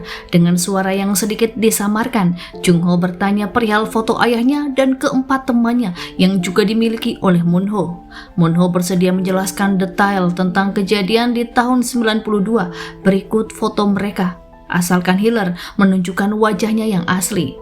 Saat itu, Jung Ho tak bisa mengelak karena Moon Ho juga menemukan bukti jika healer adalah Park Bong-soo yang selama ini bekerja sebagai asisten Yong Sin. Dari perbincangan tersebut, Moon Ho pun akhirnya menyadari jika Jun Ho adalah putra dari Jun Suk karena ia begitu antusias saat menanyakan perihal masa lalu Jun Suk. Terlebih keduanya terlihat sangat mirip. 거기 맨 왼쪽 붉은 옷. Moon Ho teringat peristiwa saat ia masih kecil yang mana ia selalu menjaga Jung Ho dan Ji An ketika para orang tua mengadakan pertemuan. Karena Jung Ho terus bertanya siapakah pria yang dihabisi oleh ayahnya, Moon Ho akhirnya berkata jika Jun Suk diduga menghabisi temannya sendiri yang tak lain adalah Gil-han. Namun saat itu Jun Suk hanya dijadikan tersangka karena kasusnya masih mengambang. Sayangnya Jun Suk tewas bundir sebelum sempat membersihkan namanya. 92년에 죽었어. Sepulang dari rumah Moon Ho, Jun Ho memberitahu Nyonya Min-ju jika Moon Ho mengajaknya bekerja sama untuk membersihkan nama baik sang ayah. Namun dengan satu syarat, Jung Ho harus tetap bekerja di Samday News dengan identitasnya sebagai Park Bong-soo. Nyonya Min-ju sebenarnya kurang setuju karena sedari awal ia tak begitu menyukai Moon Ho karena sepertinya pria itu menyembunyikan banyak kebohongan. Keputusan Jung Ho yang hendak menunjukkan wajah aslinya juga dianggap sebagai bentuk kecerobohan. Jung Ho berjanji pada dirinya sendiri jika ia akan berhenti menjadi healer apabila sudah membersihkan nama sang ayah. Ia juga akan memberitahu rahasianya selama ini pada Yong Sin. Meskipun Yong Sin pastinya akan kecewa karena selama ini ia telah berbohong. 내 뒤를 조금만 더 봐주라. Keesokan harinya, Yong Sin baru mendapat kabar kematian Tuan Huang. Kekacauan rupanya juga terjadi di Samday News karena sejak semalam situs mereka tak bisa diakses. Moon Ho lalu membagi tugas untuk meliput berita itu. Yong Sin sedikit kecewa lantaran Jung Ho terlihat menjaga jarak dengannya dan semakin akrab dengan Moon Ho. Ternyata Moon Ho mengajak Jung Ho ke sebuah tempat, yakni tempat rongsokan mobil, yang mana itu adalah markas berkumpulnya Myung Hee dan teman-temannya dulu saat melakukan siaran radio ilegal. Masih teringat jelas diingatan Moon Ho ketika mereka berkumpul dan bersenda gurau satu sama lain. Namun di tahun 91 terjadi sebuah tragedi yang mana Gil-han meninggal dalam kecelakaan mobil. Tak disangka Jun Suk dituduh sebagai penyebab kematiannya, sementara Moon Sik yang mengemudikan mobil justru dijadikan saksi. Tak banyak informasi yang Moon Ho dapatkan dari peristiwa tersebut, apalagi setelah menghilangnya hasil otopsi Gil-han. Ia hanya bisa memberikan sebuah amplop berisi file yang mungkin bisa membantu Jung Ho untuk mengungkap kejadian yang sebenarnya. Moon Ho juga meminta maaf karena sebelumnya ia memberitahu detektif Yon agar mengawasi orang yang ada di dekat Yong Sin. Besar kemungkinan identitas Park Bong-soo juga akan diselidiki. 나도 널 믿지 못했어. Sementara itu di kantor polisi, detektif Cha menemukan jenis obat yang digunakan Tuan Huang untuk bundir, yang ternyata sama persis dengan obat yang menyebabkan Sung Chul tewas. Kasus Sung Chul akhirnya ditutup karena pelaku yang menghabisinya sudah tiada. Namun bagi detektif Yon, semua ini adalah perbuatan Healer yang sedang membodohinya. Setelah tewasnya Tuan Huang, Yeon-hee kini tinggal di sebuah kota untuk mencari tempat yang lebih aman. Ia khawatir akan respon Tuan Ui-chan selanjutnya. 일단 연희 씨 아무 걱정하지 말고 속초에 가 있어요.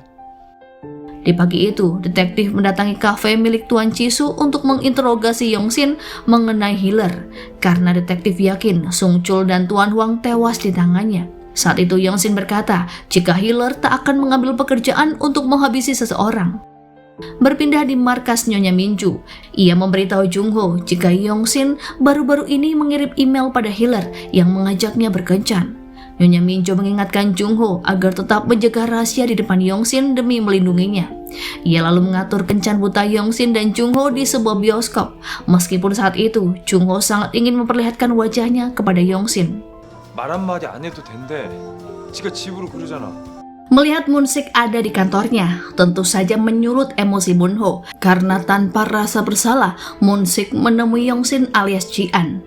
Moon-sik berdalih jika ia hanya ingin membawa Yong-shin pergi ke tempat yang aman untuk melindunginya. Karena tetua menganggap Yong-shin sebagai penghalang dirinya untuk masuk menjadi calon wali kota.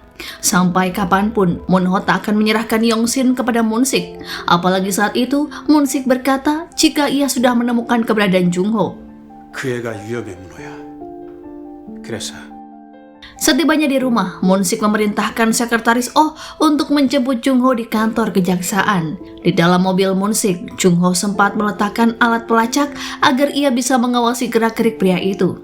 Dengan gayanya yang culun, Jung-ho berkata bahwa ia baru saja kembali dari Rusia dan berniat mencari tahu kebenaran kematian ayahnya. Hati Myung-hee kian teriris melihat putra sahabatnya yang kini tumbuh menjadi pemuda yang tampan. Di depan Jong-ho ia mengungkapkan kesedihannya karena teman semasa kecil Jong-ho yang tak lain adalah Ji-an justru sudah berpulang. 아주 작았는데 이렇게 컸어. Saat Jung-ho bertanya lebih jauh tentang Ji-an, Myung-hee justru mengalami kejang yang membuat Moon-sik harus memberikan obat. Setelah mengkaitkan beberapa peristiwa dan tugasnya sebagai healer, barulah Jung-ho menyadari jika Yong-shin adalah Ji-an. Karena dulu Moon-ho ingin mengecek DNA-nya, ditambah lagi Moon-ho pernah keceplosan memanggil nama asli Yong-shin. Jung-ho sendiri kini harus lebih menjaga Yong-shin karena sekretaris Oh adalah dalang di balik kecelakaan lift yang dialami gadis itu. 사고가 나던 날 그 시간에 그 건물 근처에 있었네. Di malam itu juga, Jung-ho mendatangi Moon-ho di apartemennya. Ia sangat emosi mengingat banyak kebohongan yang Moon-ho ucapkan. Bahkan Moon-ho tega menyembunyikan Yong-shin dari ibu kandungnya sendiri. Moon-ho beralasan ia terpaksa melakukan hal tersebut agar Myung-hee tetap hidup. Ia juga berjanji akan memberitahu semuanya di waktu yang tepat. 그 애를 지켜야 했으니까. Setelah mengetahui Yong-shin adalah teman semasa kecilnya, Jung-ho menemui Yong-shin di kafe dan memeluknya dengan erat. Entah karena rasa bersalah atas perbuatan orang tuanya atau karena keduanya memiliki nasib yang hampir serupa. Yang tak lain adalah menjadi korban perpisahan orang tua. Saat itu, Jung-ho memohon agar Yong-shin mengizinkannya menginap semalam di kafe karena apartemennya sedikit bermasalah. Yong-shin lalu mengizinkannya menginap setelah menelpon Tuan Chisu. Ia juga meminjamkan pakaian ganti untuk Jung-ho gunakan. Tak sengaja, tangan keduanya bersentuhan ketika mengambil pakaian yang terjatuh. Yong-shin merasa jika tangan Bong-soo sama hangatnya dengan tangan healer. Di malam itu, Jung-ho menyantap makanan yang dibuat Yong-shin. Pada akhirnya, Jung-ho mengetahui alasan Nyonya Minju dan Guru Jae-bum yang berusaha memisahkannya dengan Yong-shin. Yang tak lain adalah demi melindungi peristiwa di masa lalu. Namun Jung-ho justru berniat menyelidiki kasus ayahnya, dimulai dengan mencari tahu rekam medis Myung-hee. Ia pun merasa mantap menyukai Yong-shin sehingga tak mungkin bisa menjauh dari kehidupannya. 내가 상처받아도 어쩔 수 없다. 그 애는 몰라도 괜찮다. Sementara itu, Moon-ho bergegas menjenguk Myung-hye yang masih terbaring lemah setelah mendapatkan pemeriksaan dokter. Moon-sik berkata jika Myung-hye mengalami drop setelah kedatangan Jung-ho yang membahas mengenai Ji-an. Sepertinya Moon-ho benar-benar sudah muak dengan perbuatan Moon-sik yang menyebabkan keadaan Myung-hye kian menyedihkan. Keesokan harinya, di Someday News, mereka sedang melihat siaran televisi yang memberitakan jika Tuan Kim sedang diselidiki di kantor kejaksaan karena ia berbuat asusila. Moon-ho memberikan sedikit bocoran jika Moon-sik digadang-gadang menjadi calon wali kota pengganti, sehingga mereka harus melakukan penyelidikan dimulai dari sumber kekayaan Moon-sik. Someday juga harus menunjukkan kepada publik apakah Moon-sik benar-benar layak menjadi pimpinan Seoul. Hal itu membuat kepala Jang merasa tertantang karena Moon-ho justru bersikap netral jika terbukti Moon-sik melakukan banyak kecurangan. 아마 며칠 내로 김문식에 대한 뉴스들이 올라오기 시작할 겁니다. Siang itu, Moon-sik berniat menjebak Jung-ho untuk mengungkap apakah ia adalah Healer. Sekretaris Oh sengaja mengirim email pada Healer dan meminta jasanya untuk mencari keberadaan seorang wanita yang tak lain adalah ibu kandung Jung-ho. Di waktu yang bersamaan, ibu Jung-ho mendapat pesan palsu dari putranya yang mengajaknya makan siang di sebuah kafe. Mengetahui ibunya dalam bahaya, Jung-ho tak pikir panjang dan segera menjemputnya. Namun sayang, ibu Jung-ho justru lebih dulu ditemui oleh sekretaris Oh. Jung-ho yang sedang bersama Yong-sin segera masuk ke kafe tempat ibunya berada. Namun kedatangannya sudah terlambat karena ibunya sudah menghilang. Sialnya, saat Jung-ho meminta bantuan Nyonya Minju untuk mengawasi CCTV, sistem komputer mengalami human error. Dan terpaksa ia harus mematikan mesin untuk beberapa menit. Jung-ho sangat terkejut karena agen bodyguard yang datang ke tempat itu justru lebih banyak dari yang ia bayangkan. Anak buah Sang-soo sempat menembakkan obat bius pada kaki Jung-ho yang membuatnya tak fokus ketika berkelahi. Jung-ho juga mengalami luka yang cukup serius di bagian lengan. Beberapa saat kemudian, saat berada di tempat yang tersembunyi, obat bius yang masuk ke tubuh Jung-ho benar-benar menyebar. Sehingga tak lama kemudian, Jung-ho pingsan. Nyonya Minju dibuat panik karena Jung-ho tiba-tiba tak ada kabar dengan tanda-tanda vitalnya yang terus melemah. Tak ada pilihan lain, Nyonya Minju bergegas ke TKP untuk mencari keberadaan Bongsu yang saat ini dalam bahaya. Setelah Nyonya Minju memberikan petunjuk di manakah kemungkinan Bongsu berada, Yong-sin mencari ke semua sudut gedung. Ia akhirnya menemukan keberadaan Bongsu di rooftop dalam keadaan terluka dan segera membawanya ke rumah sakit. Sementara itu, Guru Jae-bum menyamar sebagai healer untuk mengecoh anak buah Sang-soo. Mereka lalu membawa Jae-bum ke markasnya. Yong-sin sendiri dibuat penasaran mengapa Bongsu bisa terluka. Ia lalu mengecek mobilnya dan sangat terkejut saat mengetahui jika Bongsu adalah healer, karena semua bukti mengarah kepadanya. Namun saat itu, Yong-sin belum mau mengkonfirmasi hal tersebut, khawatir Bongsu akan menjauh dari kehidupannya. Selain Yong-sin, di rumah sakit juga ada Dayong yang membawakan Jong-hu pakaian hangat. Ia juga bertugas untuk mengantarkannya pulang. 얘는 그냥 내가 아는 동생. Di rumahnya, Yong-sin menangis karena ia merasa dibohongi oleh orang yang ia sukai.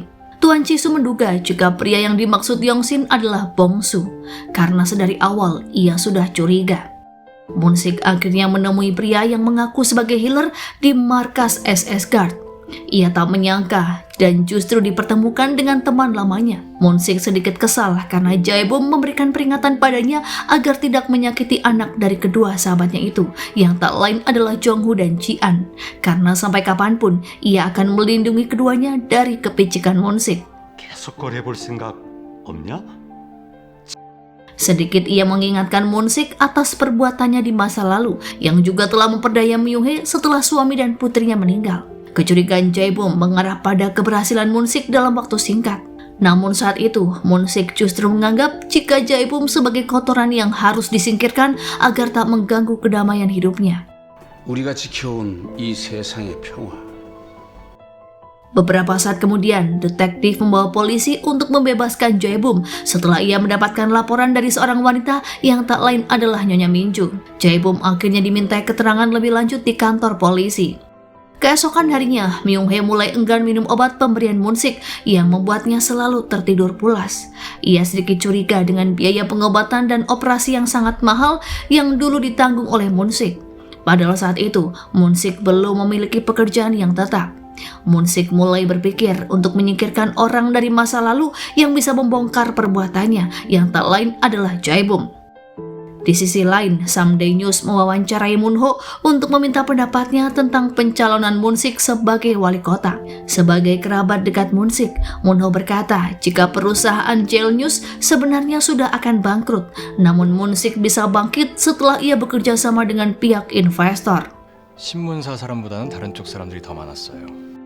Kembali ke kantor polisi, Jae-bum memberikan pengakuan jika dirinya adalah benar healer yang kerap menerima pekerjaan gelap, namun tak pernah sekalipun ia menerima job untuk menghabisi nyawa seseorang. Secara tak sadar, saat itu Jae-bum mengkonsumsi sarapan yang sudah dicampur dengan racun karena terlihat ada salah satu detektif yang menerima perintah dari sekretaris Oh. Dalam hitungan menit, Jae-bum akhirnya tewas. Jung-ho tak kuasa menahan air mata saat melihat kematian sang guru. Saat itu juga ingin rasanya Jun-ho membawa jasad Jae-bum, namun Dae-yong dan beberapa pria melarangnya karena ia khawatir detektif Yeon akan curiga. Nyonya Min-ju juga sangat terpuruk mengetahui kabar duka tersebut. Ia lalu menghubungi Moon-ho jika jasad Jae-bum berada di rumah sakit karena akan diotopsi. Di ruang jenazah, Jung-ho akhirnya bisa melihat wajah gurunya untuk terakhir kali. 아니지? Beberapa saat kemudian, Moon-ho yang mengaku sebagai kerabat dekat Jae-bum datang bersama seorang detektif. Di depan tubuh Jae-bum yang terbujur kaku, Moon-ho berjanji akan melanjutkan perjuangan Jae-bum untuk mencari kebenaran atas kematian dua orang sahabatnya. Moon-ho menghadang Jung-ho yang saat itu akan membalas dendam pada Moon-sik. Jae-bum memang sangat berarti dalam kehidupan Jung-ho karena sudah dianggap seperti ayahnya sendiri. Moon-ho tak akan membiarkan Jung-ho mengotori tangannya dengan menghabisi Moon-sik karena ia akan mencari cara lain untuk membalas dendam. 그런 놈들 때문에 살인범이 되겠다고? 네가 왜? Moon-sik saat ini justru sedang melayani wawancara tim media tentang kehidupan rumah tangga dan persiapan pencalonannya. Sebenarnya selama ini, Myung-hae tak pernah sekalipun merasa bahagia saat hidup bersama Moon-sik. Hatinya terasa hampa, namun ia harus menutupi semua itu di depan orang lain. Untuk mencuri data kepolisian tentang pengakuan Jae-bum sebagai healer, Nyonya Min-ju mengeluarkan trik terbaiknya sebagai hacker yang sudah lama tak ia gunakan. Kekacauan sistem komputer di kantor polisi membuat detektif Yeon yakin jika yang menghack adalah Nyonya Min-ju, seniornya dulu yang pernah mengundurkan diri. Ternyata wanita itu pernah kecewa dengan keputusan pimpinan. Mengingat saat itu, pimpinan tak pernah mengapresiasi pengorbanan Nyonya Min-ju dalam bekerja sebagai seorang detektif. 네가 엄마야? Di akhir video, rupanya Jae-bum menitip pesan pada Jung-ho agar ia bisa hidup bahagia bersama gadis yang ia cintai. Ia berharap Jung-ho bisa melupakan rencana membalas dendam. Tak diduga, Jung-ho justru merasa putus asa. Ia mencabut semua alat komunikasinya dengan Nyonya Min-ju, bahkan mematikan handphone selama 1 minggu. Menghilangnya Jung-ho tentu saja membuat semua orang panik. Tak hanya Nyonya Min-ju dan Dae-yong, teman-teman di Samdae News juga menanyai orang sekitar tempat tinggalnya. Namun mereka tak menemukan jejaknya karena Jung-ho menggunakan alamat palsu. 내가 여기서 부동산 한 지가 20년이 넘는데. Bertahun-tahun menuruti semua perintah Moon-sik, namun kali ini Myung-hae harus mencari tahu apa saja yang dikerjakan suaminya di ruang kerja. Myung-hae saat itu mendapat telepon dari Yong-sin yang ingin mewawancarai dirinya. Tanpa Myung-hae sadari, ia sedang berbicara dengan putri kandungnya sendiri. Khawatir dengan kondisi Jung-ho, Nyonya Min-ju nekat mendatangi kafe Yong-sin untuk memberinya petunjuk. Melihat rasa cinta Yong-sin yang begitu besar pada Jung-ho, ia akhirnya memberikan denah sebuah gedung yang diyakini adalah tempat tinggal Jung-ho selama ini. 그 근처 슈퍼마켓, 배달 음식점 다 뒤져봤는데 Singkat cerita, Yong-sin tiba di gedung kosong yang dimaksud. Ia lalu menaiki lift tua dan menemukan sebuah ruangan klinik yang tidak terpakai. Dengan skillnya yang ia pelajari dari teman-teman mantan napi, Yong-sin berhasil membuka sebuah ruangan yang diyakini disitulah Jung-ho berada. Betapa terkejutnya Yong-sin saat melihat Jung-ho dalam keadaan lemas akibat dehidrasi dan tak mau makan. Melihat Yong-sin ada di hadapannya, bagaikan mimpi bagi Jung-ho. Kehadiran Yong-sin membawa semangat baru bagi pria itu untuk melanjutkan hidup, karena masih ada seorang gadis yang harus ia lindungi. Malam itu, Yong-sin menginap bersama Jung-ho. Ia memasak untuknya dan merawatnya hingga keadaan Jung-ho berangsur membaik. Jung-ho kembali menyalakan sistem komunikasi dengan Nyonya Minju. Ia memulai hari itu dengan menemui Moon-ho dan membahas rencana selanjutnya karena Jung-ho sudah melewati masa berkabung. Jung-ho berkata jika Yong-sin sebenarnya sudah curiga mengenai identitasnya sebagai healer. Namun gadis itu tak pernah sekalipun bertanya mengenai alasan Jung-ho berbohong tentang luka yang ada di lengannya. Yang ingin Jung-ho lakukan saat ini adalah membalas dendam atas kematian Jae-bum dan membersihkan nama baik sang ayah. Moon-ho lalu memberikan sedikit informasi mengenai Moon-sik yang ternyata ia disupport oleh seorang ketua dan seorang sekretaris bernama Oh, yang mana sekretaris Oh selalu melakukan pekerjaan kotor Moon-sik agar citranya tetap terjaga.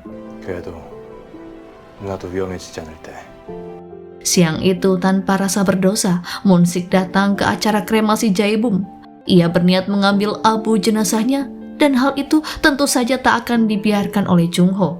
Jung-ho lebih dulu mengambil abu tersebut di waktu yang bersamaan. Sebagai penghormatan terakhir, Jung-ho ingin menyebarkan abu itu di tempat yang menjadi impian sang guru. Setelah mengumpulkan banyak keberanian, pada akhirnya Jung-ho memberitahu Yong-sin mengenai identitas yang sebenarnya. Keduanya lalu mendatangi kantor polisi karena Yong-sin harus menghadiri panggilan detektif untuk menginterogasinya terkait healer. Berkat bantuan Yong-sin, Jung-ho akhirnya bisa kembali membuka kode yang memudahkan Nyonya Minju melakukan hacker karena pada jam tersebut komputer di kepolisian akan melakukan penyetingan ulang. Sementara Moon-sik akhirnya menyadari jika Jung-ho tak bisa dianggap sebelah mata karena ia bisa memanipulasi data kedatangannya dari Rusia. Padahal Jung-ho sudah beberapa pekan bekerja di Samdae News. Sekretaris Oh juga menemukan rekaman Myung-hee yang selalu mendapat telepon dari Yong-sin. Sepertinya kali ini Yong-sin adalah ancaman bagi Moon-sik sehingga ia harus segera menyingkirkannya. 박봉수란 가명으로 썸데이에 입사했습니다. Seorang detektif yang bekerja sama dengan sekretaris Oh hampir saja meracuni Yong-sin dengan sebotol minuman. Di waktu yang bersamaan, Jung-ho bisa menemukan bukti kejahatan detektif tersebut yang ternyata kerap menerima sejumlah uang dari sekretaris Oh dengan rekening yang berbeda. Menyadari ada seseorang yang mengancamnya, detektif Park langsung pulang untuk mengecek barang-barang rahasianya. Dengan mudahnya, Jung-ho bisa melumpuhkan detektif tersebut saat ia berniat mengemasi barang-barangnya untuk kabur ke luar negeri. Moon-ho akhirnya memberikan informasi tersebut pada detektif Yeon. Jika anak buahnya ada yang berkhianat, tak membuang banyak waktu, ia dan beberapa tim segera menuju ke apartemen detektif Park dan menemukan anak buahnya dalam keadaan terikat. Kejadian memalukan itu pun langsung diliput oleh Samdae News karena Moon-ho sebelumnya mengajukan syarat tersebut. Reputasi kepolisian sempat tercoreng karena ada seorang tahanan yang tewas di kantor polisi. Bahkan ia dihabisi oleh anak buah detektif Yeon. Rupanya karena sangat panik, detektif itu sempat menghubungi sekretaris Oh dari nomor apartemennya. Yang semua itu ternyata sudah direkam oleh Jung-ho. Sekretaris Oh akhirnya dibawa ke kantor polisi untuk dimintai keterangan.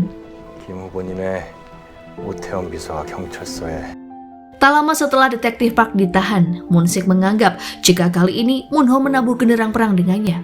Terlebih saat itu, Myung-hee juga menyaksikan liputan Samdae News jika sahabatnya yang bernama Jae-bum telah tewas dengan cara yang tak wajar. Myung-hee pun semakin curiga jika suaminya terlibat dalam kasus ini. Suatu hari, Yong-sin mendapat telepon dari Myung-hee jika ia setuju untuk diwawancara. Dengan penuh semangat, ia segera berangkat bekerja dan tak diduga Moon-sik sudah menunggunya di depan rumah. Ia berniat menjemput Yong-sin dan saat itu Yong-sin tak menaruh curiga sedikit pun. Ia bersedia ikut bersama Moon-sik. Terlebih yang ia tahu Moon-sik adalah suami dari Myung-hee. Ternyata saat itu, Moon-sik tak langsung mengantar Yong-sin ke rumahnya, melainkan ke kantor Jail News. Ia ingin menceritakan apa saja kejahatan yang sudah dilakukan healer yang juga menuruni dari perbuatan Jun-suk, yang tak lain menghabisi temannya sendiri yang bernama Gil-han. 이 사람은 얼마 전에 죽었어요. Mengetahui Yong-sin dibawa ke kantor Jail News, Moon-ho langsung menjemputnya. Ia khawatir Moon-sik akan mengatakan hal di luar batas. Moon-sik berdalih jika ia hanya ingin memberikan hidup yang nyaman dan karir yang cemerlang sebagai reporter. Ia juga berniat membantu membersihkan nama Jung-ho sebagai healer, yang mana Moon-sik telah menyediakan seorang pengacara. Ucapan Moon-sik hanya dianggap omong kosong oleh Moon-ho karena suatu saat ia pasti akan menyingkirkan Jung-ho dan Ji-an. Melihat kedatangan Moon-ho yang menyusulnya ke Jail News membuat Yong-shin kepikiran mengapa seorang yang memiliki jabatan tinggi sangat mengkhawatirkan dirinya yang hanyalah staf biasa. Yong-shin mulai curiga apakah Moon-ho memiliki hubungan keluarga dengannya. Pada akhirnya Moon-ho mengatakan hal yang sejujurnya jika ibu kandung Yong-shin adalah Myung-hae. 네 친엄마가 살아있어. Di kantornya, Moon-ho menceritakan penyakit yang dialami oleh Myung-hae yang seringkali mengalami kejang jika membahas soal putrinya. Alasan Myung-hae tak mencari keberadaan putrinya selama ini karena ia telah menganggap bahwa putrinya sudah meninggal. Moon-ho juga memberikan foto masa kecil Yong-shin bersama Myung-hae dan juga kartu keluarga jika Yong-shin memang benar memiliki nama asli Ji-an. Setibanya di rumah, Yong-shin sangat terkejut mengetahui nama ayahnya sama dengan nama korban yang pernah dihabisi oleh ayah Jung-ho. Saat itu juga, Jung-ho menemui Yong-shin untuk menjelaskan kesalahpahaman yang terjadi. Ia berjanji akan mencari bukti jika ayahnya tidak bersalah. 화를 내. 내가 미안해. Jung-ho mulai mendatangi mantan penyidik yang dulu menangani kasus ayahnya. Ternyata ada 2 polisi yang dipecat ketika menangani kasus Jun-suk. Namun ketika sudah menemukan mantan penyidik yang dimaksud, anak buah Moon-sik justru menghabisinya. Perkelahian antara Jong-ho dan geng Moon-sik diketahui oleh Nyonya Min-ju. Ia akhirnya memberitahu Moon-ho dan Yong-shin jika Jung-ho dalam bahaya karena ia sudah menemukan saksi kunci penyidik Jun-suk. Melihat pria itu tewas, Jung-ho segera pergi dari TKP dan pulang ke rumah. Ia membersihkan noda di pakaiannya. Jung-ho merasa putus asa karena tak ada lagi saksi yang bisa membantunya untuk membersihkan nama baik sang ayah. Kepada Nyonya Min-ju, Jung-ho berkata jika sebelum pria itu meninggal, ia sempat menyebut sebuah angka, yakni 391, yang kemungkinan angka tersebut berhubungan dengan rekaman pengakuan Jun-suk saat ia diinterogasi. Nyonya Min-ju masih menyelidiki apa makna angka tersebut. 네 아버지 진술 테이프가 진짜로 있는 거는 맞대? Sementara Moon-ho dan Yong-shin dimintai keterangan oleh polisi mengenai kejadian itu. Moon-ho hanya mengaku kebetulan lewat sehingga ia tak mengetahui siapakah pelakunya. Keduanya lalu pulang dan bertemu dengan Tuan Jisoo. Dengan air mata yang menetes di wajahnya, Yong-shin berkata jika ia telah mengetahui nama asli dan orang tua kandungnya. Moon-ho lalu berterima kasih karena Tuan Jisoo sudah menjadi ayah angkat yang sempurna bagi Yong-shin. Kembali ke kantor polisi, Detektif Yeon merasa kecewa karena sekretaris Oh dengan mudahnya melenggang bebas karena ia dijamin oleh seorang petinggi. Terlebih, belum ada bukti yang kuat tentang kejahatannya. Sementara itu, Detektif Park memilih untuk tetap bungkam. Detektif Yeon lalu menghubungi Moon-ho untuk meminta informasi karena ia yakin Moon-ho menyembunyikan sesuatu. 이쯤에서 소개 좀 해주시죠. Tak ingin menahan kerinduan pada sang ibu, di hari itu juga Yong-shin memutuskan untuk menemui Myung-hae sekaligus melakukan wawancara. Pertemuan itu pun membuat Yong-shin terharu karena setelah 20 tahun lamanya ia bisa melihat wajah ibunya. Myung-hae sendiri menceritakan konsekuensi pekerjaannya bersama Gil-han sebagai seorang reporter yang saat itu pernah diburu oleh sekelompok gangster. Malam itu, ia terpaksa meninggalkan putrinya di sebuah tempat pembuangan sampah agar ia tetap hidup. Karena memendam kesedihan dan trauma, Myung-hae kembali mengalami kejang yang membuat Yong-shin yakin jika ia harus tetap menjaga jati dirinya demi kesehatan sang ibu. Saat itu, keberadaannya pun diawasi oleh sekretaris Oh yang langsung menghubungi tetua. Tetua rupanya ingin agar Yong-shin segera disingkirkan karena ia bisa mengganggu konsentrasi Moon-sik dalam pemilihan wali kota. Perbincangan itu pun terpergok oleh Jung-ho. Ia mengancam sekretaris Oh agar tidak berbuat macam-macam atau nyawa menjadi taruhannya. Ia lalu mengambil alih telepon dan menanyakan secara langsung di manakah keberadaan ketua saat ini. 지금 내 눈앞에 있는 오 씨나 김문식 아저씨한테 나쁜 일 시키는 사람. Saat itu, Jung-ho baru menyadari jika angka 391 merujuk pada nomor penyimpanan abu ayahnya. Ia lalu mengatur strategi bersama Moon-ho agar mengungkap siapakah tetua yang juga menginginkan rekaman tersebut. Ditemani oleh Yong-shin, ia mengecoh agen kiriman tetua saat mengambil rekaman itu di rumah abu. Kembali Jung-ho berpura-pura culun dan menyerah di depan para agen agar ia bisa dibawa ke hadapan tetua. Ternyata di waktu yang bersamaan, Moon-ho sedang bersiap melakukan siaran langsung di Sunday News karena rekaman yang asli sudah lebih dulu didapatkan oleh Dae-yong. Ia membeberkan fakta mengenai kasus kematian seseorang mantan penyidik baru-baru ini yang ternyata adalah saksi kunci peristiwa tewasnya 2 reporter di tahun 92. Rupanya saat itu, kedua penyidik dipecat tanpa alasan yang jelas karena mereka mengungkap adanya kejanggalan dalam kasus tersebut. Berdasarkan pengamatannya, Moon-ho curiga jika dalang di balik semua ini adalah seorang pria yang disebut dengan Tetua. Untuk membuktikan siapakah pria itu, Jung-ho yang sedang ada di kediaman Tetua berhasil menampilkan wajah pria itu secara jelas dengan menggunakan kamera di kacamatanya.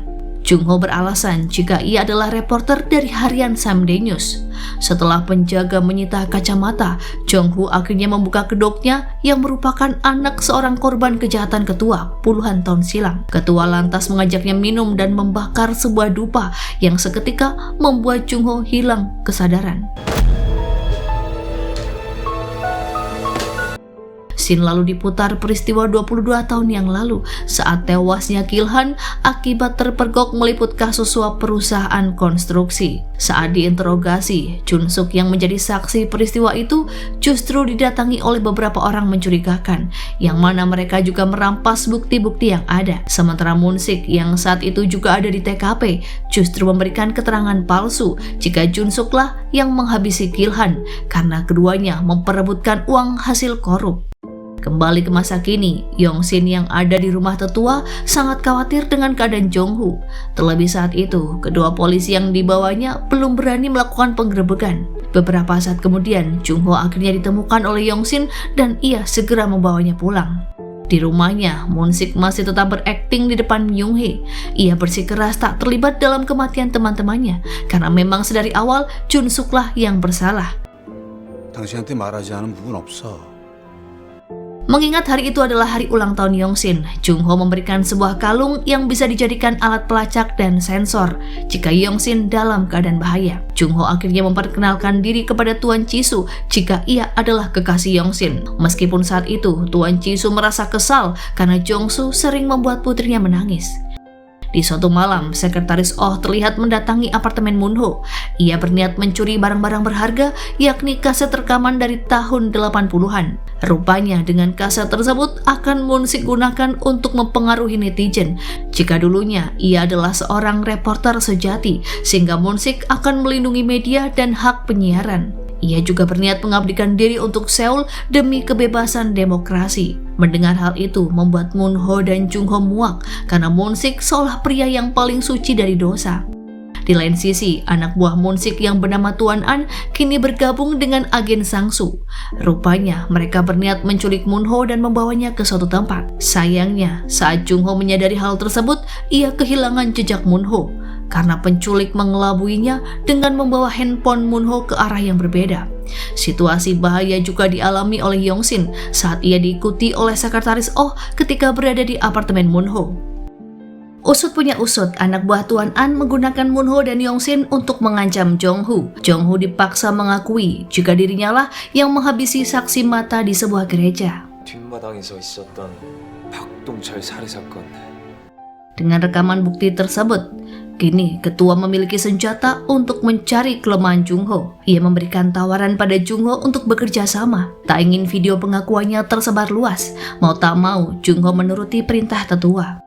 Ia meminta maaf pada Yong-sin karena untuk sementara waktu tak bisa bertemu dan harus mematikan handphone. Moon-ho yang sebelumnya dibuat pingsan, ternyata dibawa Moon-sik ke sebuah ruang pertemuan bersama pemilik perusahaan siaran terkemuka. Ia akhirnya memberikan pengumuman jika mulai hari ini Moon-ho diangkat menjadi pimpinan Jail News. Saat itu tak banyak kalimat yang Moon-ho ucapkan karena Moon-sik berkata jika tetua akan mengurus Jong-ho dengan baik. Karena tetua tertarik untuk mengajak Jong-ho bergabung dalam bisnisnya. Namun Moon-ho tak akan membiarkan Jung-ho terjebak dalam dunia gelap yang digeluti oleh tetua. Setibanya di rumah, Moon-ho bertanya apakah rencana Moon-sik selanjutnya terhadap Ji-an. Perbincangan tersebut rupanya terdengar oleh Myung-hee. Tak pernah Moon-sik duga, keesokan harinya Myung-hee berpamitan karena ia akan tinggal sementara bersama Moon-ho. Ia rupanya ingin mencari tahu keberadaan putrinya yang masih hidup. Myung-hee berterima kasih karena 20 tahun ini Moon-sik telah merawatnya dengan baik. Meskipun sampai saat ini Myung-hee belum bisa mencintai dan menerima Moon-sik di hatinya karena banyak kebohongan yang pernah Moon-sik lakukan. 당분간 문어집에서 지내려고. Berpindah pada Jung Ho yang seorang diri melawan tetua dan berniat mencari tahu pelaku yang menghabisi Jae-bum. Ia mengikuti Tuan An ke sebuah tempat yang disinyalir adalah tempat persembunyian anak buahnya. Jung Ho mengambil sidik jari keempat pria yang saat itu ada di TKP pembunuhan untuk dicocokkan dengan barang bukti yang ada di kantor polisi. Tempat pertama yang dikunjungi Moon Ho dan Myung Hae adalah kantor berita Samdae News. Myung Hae bersedia dimintai keterangan mengenai siaran radio ilegal dan juga pengalamannya bekerja sebagai reporter di tahun 92 yang kemungkinan bisa mengungkap kasus kematian kedua sahabatnya. Perbuatan Jung Ho yang mengambil sidik jari semua anak buahnya membuat Tuan An geram. Ia langsung melaporkan hal itu pada tetua jika Jung Ho sepertinya sulit dikendalikan. Namun Tuan An sedang berusaha untuk melacak keberadaan seorang peretas yang bekerja sama dengan Jung Ho selama ini.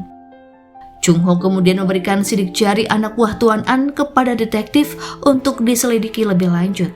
Detektif sangat antusias karena bisa berkomunikasi dengan mantan atasannya dulu di cyberkriminal dan membantu banyak tentang penyelidikannya saat ini. Di jadwal siaran Samdae News selanjutnya, Moon Ho mengungkap sebuah perusahaan konstruksi yang pernah diselidiki oleh Myung Hae dan teman-temannya. 부식을 막아야 하는 도료를 반대로 부식을 빨리 되게 만든 겁니다. Singkat cerita, tim Tuan An berhasil menemukan titik Nyonya Mincu berada. Ia membawa anak buah Sangsu yang cukup banyak untuk melakukan penangkapan. Di luar gedung, Jung Ho curiga karena banyaknya agen yang meninggalkan markas secara terburu-buru. Setelah mengecek apa yang terjadi, barulah Jung Ho menyadari jika nyawa Nyonya Mincu dalam bahaya. Ia memberitahu temannya itu agar segera meninggalkan rumah dan mengemasi barang-barangnya. Di waktu yang tepat, Jung Ho berhasil membawa Nyonya Mincu ke tempat yang aman. Setelah 8 tahun bekerja sama, Jung Ho akhirnya bisa melihat wajah asli Nyonya Mincu karena keduanya memang tak pernah bertemu. Tak hanya menggeledah markas Nyonya Mincu, kafe milik Tuan Chisu juga tak luput dari geng suruhan tetua. Beruntungnya, Jung Ho sudah mengantisipasi hal tersebut dan mengamankan kejadian. Untuk pertama kalinya, Tuan Chisu melihat kehebatan Jung Ho dalam melumpuhkan beberapa penjahat sekaligus. Pada akhirnya, Jung Ho terpaksa mengaku identitasnya yang sebenarnya. 사부, 그리고 영신이 아버지께서 Untuk sementara waktu, Jung Ho meminta Tuan Chisu menutup kedai karena Yongsin dalam bahaya. Ia berjanji akan mengawasi tempat tersebut selama 24 jam. Keduanya lalu menceritakan awal mula mengapa harus menyelesaikan misteri kematian orang tua yang ternyata melibatkan seorang penguasa. 어떤 놈들 때문에 죽었습니다. Sengaja Jung Ho memberikan salinan video yang dibawa mendiang Sung Chul dari luar negeri. Ternyata video itu berisi rekaman tetua dengan pebisnis asal Rusia untuk melakukan penelitian ilegal. Usai Jung Ho mengumpulkan sidik jari anak buah Tuan An sepertinya akan sia-sia karena barang bukti yang ada di kantor polisi ternyata sudah dibersihkan sehingga mereka kesulitan untuk mencocokkan sidik jari. Dengan perangkat sederhana di rumah Yongsin, Nyonya Mincu menerima informasi jika video pengakuan Jung Ho sebagai kriminal akan segera disebar. Hal itu membuat Yongsin bersedih, namun ia tak akan meninggalkan Jung Ho. Yongsin justru mengajak Jung Ho untuk melarikan diri ke negara lain. Jung Ho tak ingin lari sebagai pengecut, terlebih membawa kekasihnya sebagai buronan. Ternyata, Jung Ho sudah menyiapkan rencana pengganti untuk menyeret tetua ke dalam penjara. 쉽게 풀린다 했어. 이젠 플랜 B. Di malam itu, rupanya Moon Ho mengajak Myung Hae ke kafe Tuan Chisu. Dari sebuah foto yang terpajang di sana, Myung Hae akhirnya menyadari jika Yongsin adalah benar putri kandungnya. Tuan Chisu dengan senang hati menerima kedatangan Myung Hae sebagai ibu kandung Yongsin. Ia juga memperhatikan foto Yongsin dari masa ke masa, hingga kini ia berusia 28 tahun. Nasib menyedihkan justru dialami oleh Moon Sik setelah kepergian Myung Hae. Ia justru mengalami gangguan kejiwaan dan kerap menghabiskan malam dengan minum sembari berbicara sendiri. Jung Ho menganggap Moon Sik bisa diatasi di kemudian hari, hingga kini ia akan berfokus pada tetua. 이 휴대폰 하나. 아내는? Seorang informan dari Tiongkok dikabarkan akan datang ke Korea untuk membawa bukti sampel penelitian yang selama ini diincar oleh tetua. Informan tersebut hanya ingin menyerahkan bukti itu pada reporter Moon Ho agar ia meliputnya di media massa. Kesempatan itu pun digunakan Moon-ho untuk melakukan siaran langsung, meskipun ia harus berhadapan dengan anak buah Tuan An. 꼭 이렇게까지 해야겠니? 이게 플랜 B니까. Setelah informan tersebut diwawancarai oleh Yong-shin, Jung-ho merencanakan skenario jika dirinya tewas tertembak dalam sebuah insiden perebutan bukti kejahatan tetua. Rupanya, Nyonya Minju sudah membersihkan nama Jung-ho sebagai buronan kasus pembunuhan karena ia sudah mengganti sketsa wajah Jung-ho di kepolisian. Tak lama kemudian, ABS News menyiarkan berita jika buronan yang menghabisi Sung Chul telah tewas. Tetua akhirnya ditangkap karena diduga memberikan perintah untuk menghabisi informan beserta kejahatan yang lain. Setelah semua berakhir dengan bahagia, Moon-ho kini memperbaiki hubungannya dengan Min Jae. Hubungan lebih serius juga dijalani oleh Jung-ho dan Yong-shin. Keduanya tetap berprofesi sebagai reporter yang menjunjung nilai kebenaran dan kejujuran, dan film pun berakhir.